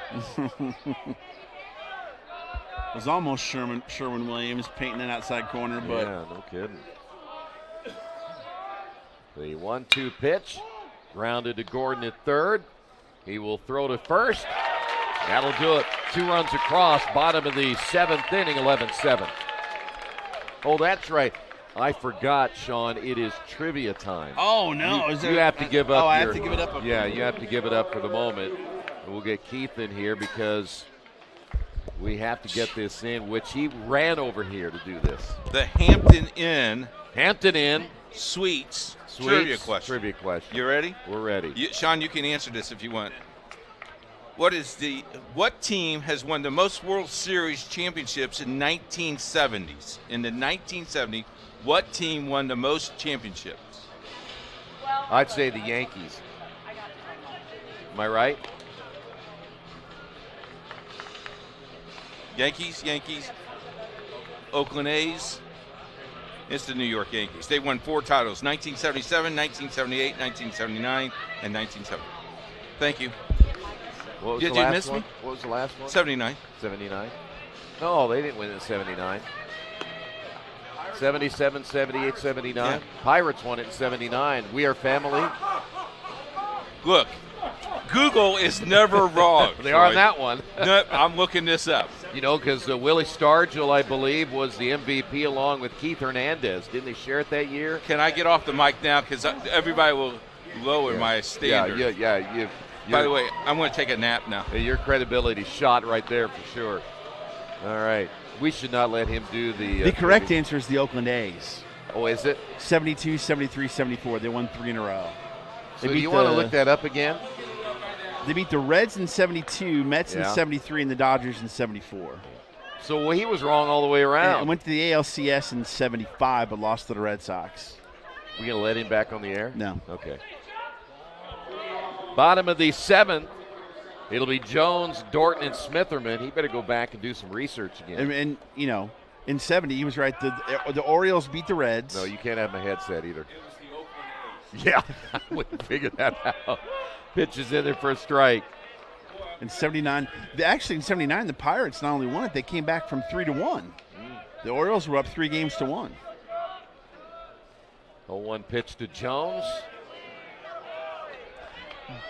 We need to ask MSJ's SID if he remembers the song that Pirates team rallied to. Yeah. We Are Family, right? Yeah, by who? Sister Sledge. Yeah. 2 balls and a strike. By the way, another guy that should be in the Hall of Fame, Dave Parker. Oh, yeah? Dude, the Cobra was like the scariest. Hit well to the second baseman. Reed knocks it down. Throw to first. Bang, bang, play in time. There's one away. If he came to the dish in any at-bat, really, but in a big at-bat, you were scared to death. Yeah. Well, he's a big guy. I was scared of him more than I was Stargell. Well, that's probably true. Dorton, been on base 3 times, scored a couple of runs. Yeah, Dorton's had a fantastic game. Pitch in there for a strike. I'll ask you this then. You know, all the things we talk about, a lot of times when we were growing up, we knew baseball history. Yeah. How much do you think some of the younger players now know Oh. about? Uh-oh. It breaks my heart. Pitches outside. Here we go. We're going to go back to what we talked about earlier when I was a kid. But it would be interesting to talk to some of them and find out if they knew, you know, because when we grew up, I knew about, you know, Stan Musial and those guys. Well, you had to bring up a Cardinal, didn't you? I did.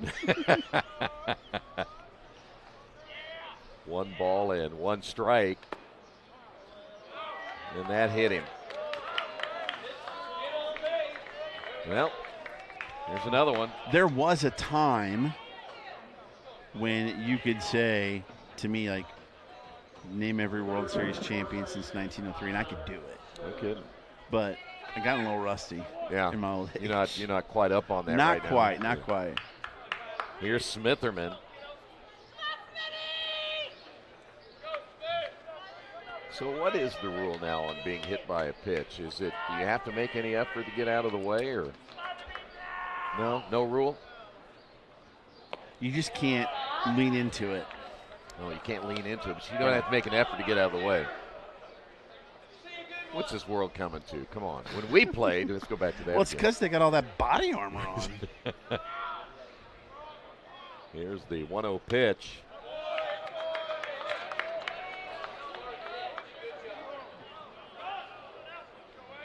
These rules are just getting too confusing for me. 2 balls and no strikes.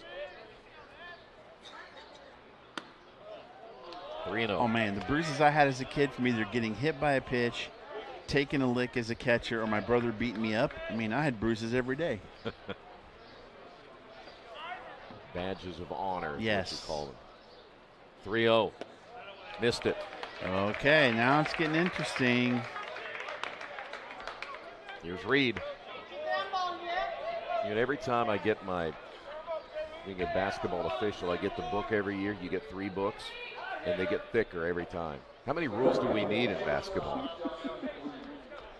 Now we got all these kind of common fouls, and this foul and that foul.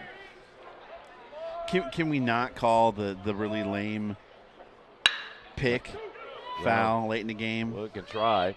There's 1 and 2. 6-4-3 double play. We'll head to the 8th, 11-7. Thinking about what to do after high school? Consider a career with Boilermakers Local 374. As a Boilermaker apprentice, you'll earn while you learn. We offer excellent wages and benefits, and as part of our no-cost hands-on apprenticeship program, you'll learn from the best in state-of-the-art training centers and on the job. Become a union Boilermaker and get on your way to a great career. Find out more, visit www.local374.org or call 219-845-1000. We are pioneers. We are the next generation of inventors, creators, teachers, and leaders. We think critically, work collaboratively, always learning, growing, doing. We care deeply about people and the planet. Facing challenges together. A place for the curious, the bold, and the go-getters. At Transylvania University, we pursue bold paths. We encourage you to follow us on Twitter at IndianaSRN. Find upcoming games, video highlights, and much more. Follow us now at IndianaSRN. We're going to take a look at that replay and see how close this was at first base. You make the call. Remember that? Alcoa. I think he got him, though. I think barely, yes. Man, that is a thankless job. Leather before the shoe. Let's see. I don't know now. Can we see that again? Best 2 out of 3. I'm telling you, man. Kudos to our officials in every sport. I think by a hair he got him. It was certainly close. Well, we head to the 8th inning. Still 11-7 and almost another hit batter. A.J. Sanders. Sanders is like, I wouldn't have mind getting hit by Wathan. I did not want to get hit with that one. Schlossberger back in, misses outside. Well, we had some sunshine and now clouds have moved in. Hope you guys don't have rain delays when I leave. How dare you. Here's your 2-0 pitch.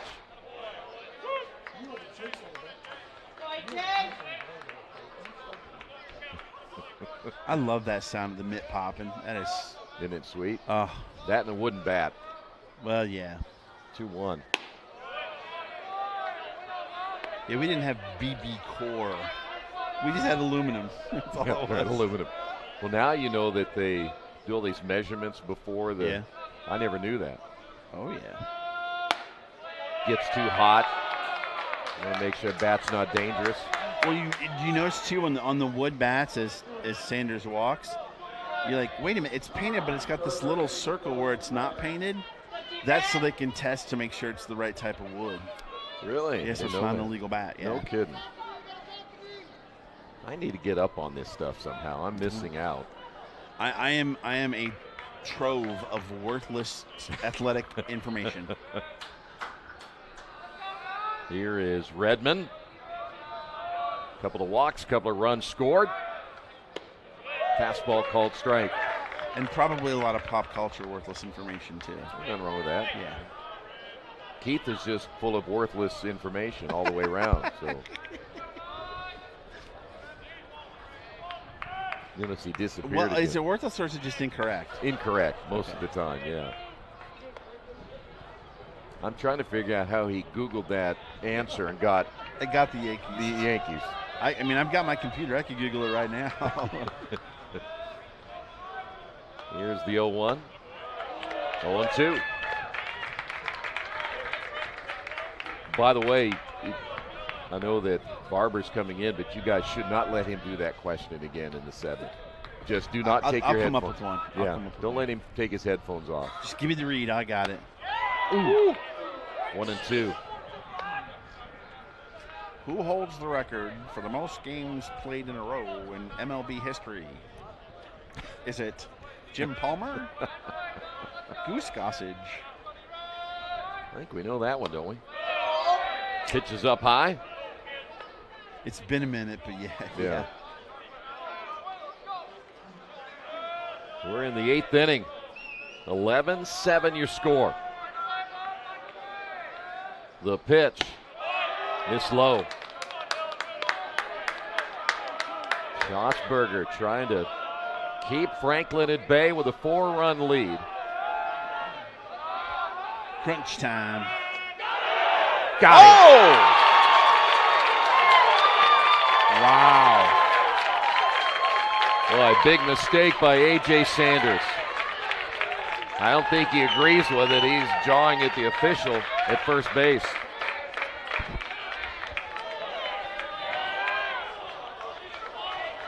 One away there. Oh, yeah. Yep, got him. That is a great move and an absolutely perfect throw. Well, now the coach for Franklin, maybe we should show him that replay. Huh? Can we get it down there real quick? I mean, Smitherman just had to catch it. The ball was right there. I mean, this is a great angle. I mean, that is just incredible. Yep. Good call. First base umpire, one away. So now the base is empty. Redmond, 3 balls, 2 strikes, and the pitch. Oh, my. Boy, those are close. Yes, they are. Here's Lipscomb. Oh, here, I got one for you. All right. Kimbrell got like his 450-something save the other night. Only 4 guys have more saves than he does. Can you name them? Lee Smith would be one, right? Yes. That's one I didn't get. The first 2 I got were pretty easy. There's a strike.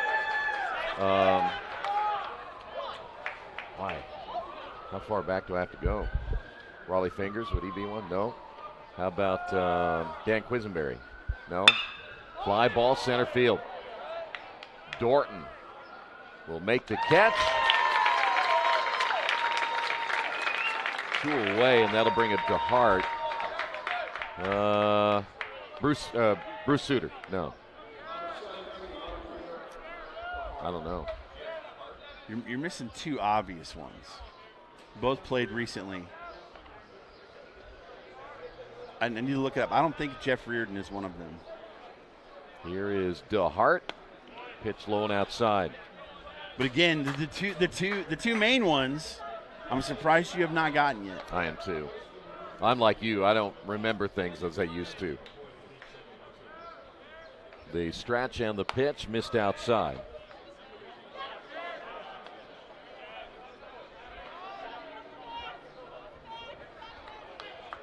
Somebody Oh yeah, I think I'm remembering it now, and it's not Jeff Reardon.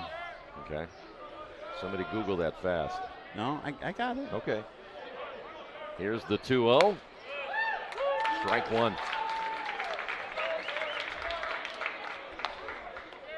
We're getting all kinds of guesses, are we? Nobody's getting it, though.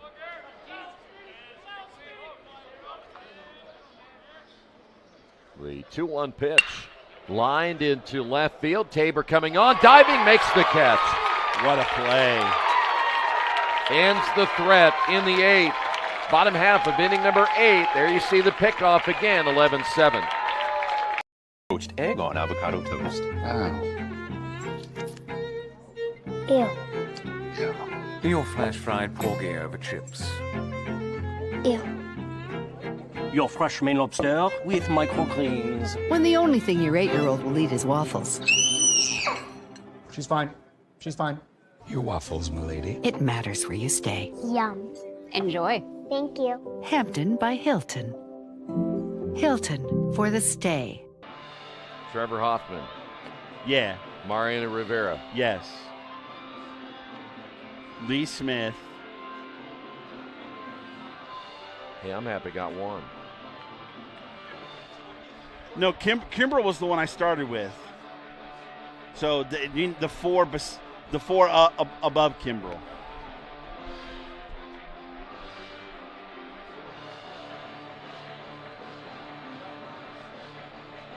Back here in Kokomo, 11-7. Great play. Finished out things in the 8th inning, and Franklin now down to their final 3 outs, but Tabor made that great play in left field. Yes. Wolf, Downham, and Gordon all due up for Anderson. I think we got it figured out. So we had Lee Smith. We're still missing one. We had Mariano Rivera, right? Yes. And then we had Trevor Hoffman. Yes. So we're missing one guy. Missing one. And you have the answer. I do. Okay. And I'll give you a hint. Okay. Lefty. Pitch outside. Left-handed reliever. Mm-hmm. And I'm going to feel stupid when you tell me what the answer is, won't I? So I probably should know it. I don't know. Here's a strike.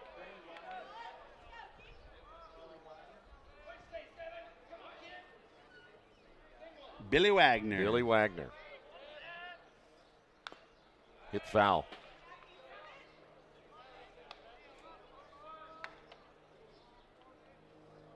You should go back to the good old days where you didn't have to look things up, you know, as far as like on the internet. You had big books with you all the time and had all that information in it. That's what I want to do, carry on books. Like it looks smart. Here's the 1-2, swing and a miss. Can you look smart just by holding a computer? No. But can you look smart with books? Yes. Yes. Here is Downham. We didn't have the internet. We had encyclopedias. That's right. And dictionaries, things like that. Yeah, huh? Keith doesn't know what a dictionary is. He said, what is that? Pitch inside now to Downham.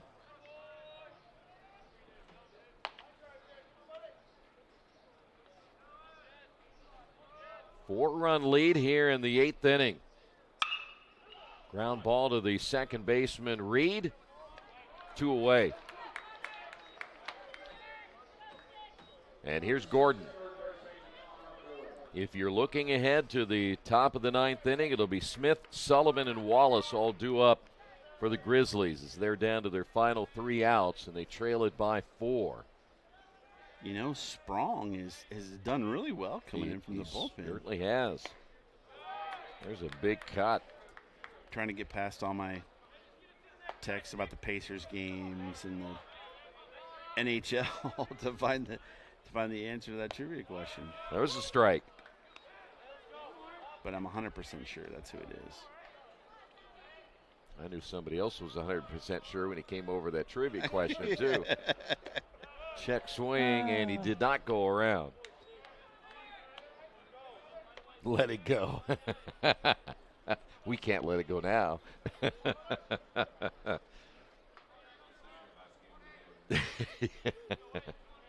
1 ball and 2 strikes. Lined up the middle, base hit. That almost took his head off. 8 hits now for the Ravens, and here is Brendan Tabor.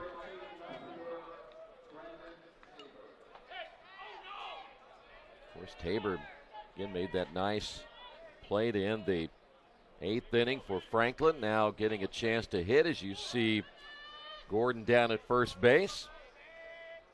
The pitch by Sprong on the way, ripped foul left side. Tabor scored twice. Officially 0 for 3 here this afternoon.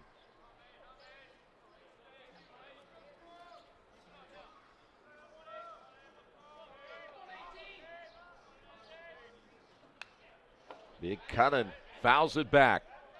So no balls and 2 strikes to Tabor.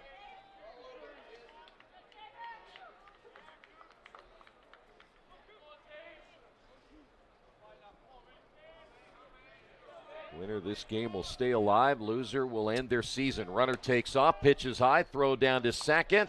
Tag laid on, not in time. Stolen base by Gordon. Oh, I feel bad. Why? I was wrong. Mariano Vera 1, Trevor Hoffman 2, Lee Smith 3, Francisco Rodriguez is 4. Really? Yeah. Kinley Jansen and Craig Kimbrell both have 425. Yeah. Ah. We're not doing real well in these trivia questions, are we? I mean, I don't know. It's all right. This one I know for a fact, though. Did you know there was actually a team that got kicked out of the Big Ten for 9 years? Really? Yes. Who was that? Michigan. Why? Don't know. You don't care either. Just 1910, they got booted, came back in 1919. 2-2 pitch outside. Well, I'm pretty sure they did nothing wrong. It's probably a setup. Yeah, sure. They were framed. That's what it was. Don't forget they're national champs in football. Just to remind you, 3 that. balls and 2 strikes. Well, I'm enjoying it all right. You won't see one for a while. And he got him looking. Tabor thought he had ball 4 right there, but he strikes out. We head to the 9th. Big Ten before Penn State in 93.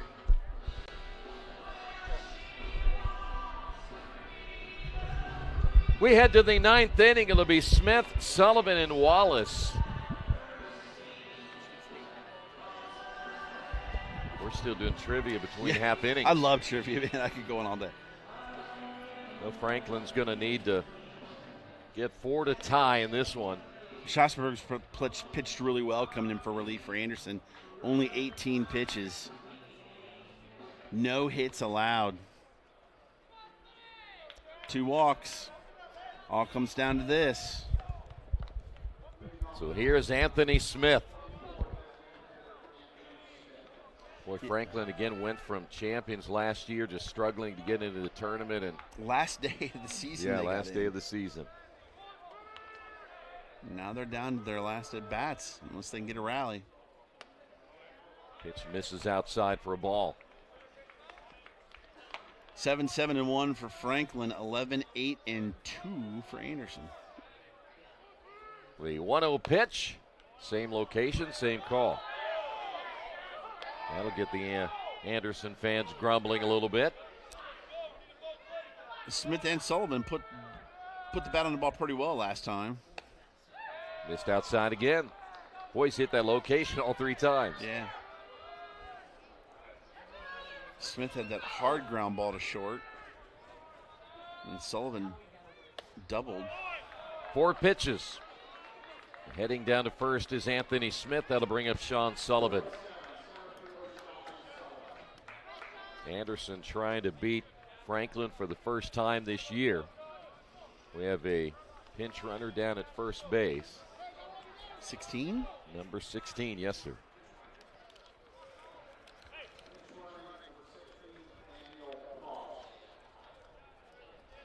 Daniel Cross.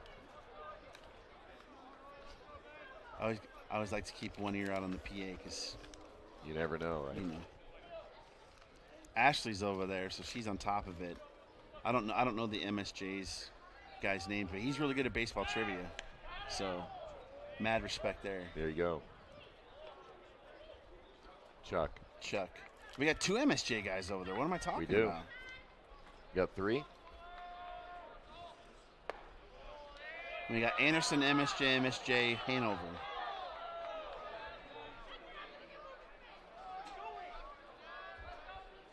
One ball, no strikes to Sullivan. Schosberger's next pitch is a strike. And a sarcastic round of applause for the home plate umpire. Bronx cheer. 1-1 to Sullivan, short lead at first, and the pitch outside corner for a strike. Now he's just doing it for the applause. I would love to see him just turn and throw all of them out. Just be like, you all are gone. Actually, I would. That one.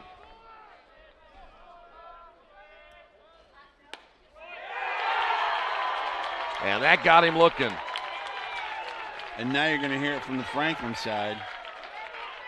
Want to remind you, this broadcast is copywritten by HCAC.TV and the HCAC. Any use of pictures, video, or audio that the express written permission or the trivia questions from the HCAC is strictly prohibited. So 1 away, pitch inside for a ball. That's what we need to do is just go to Jay. Jay will get us some, right?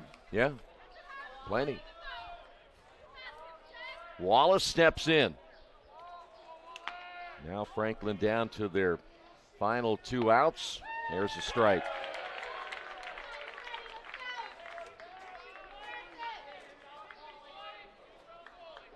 And a reminder, the next game will get underway scheduled for 4:30. You might be a little behind on that. Breaking pitch called strike 2. Oh, that was nice. So when we're done, 45 minutes to get ready for game number 2. We're already 2 minutes over. Yeah. Oh, man. Game 3. Excuse me, in 3 or 2? 3. 3. They're all running together now. Fouled away.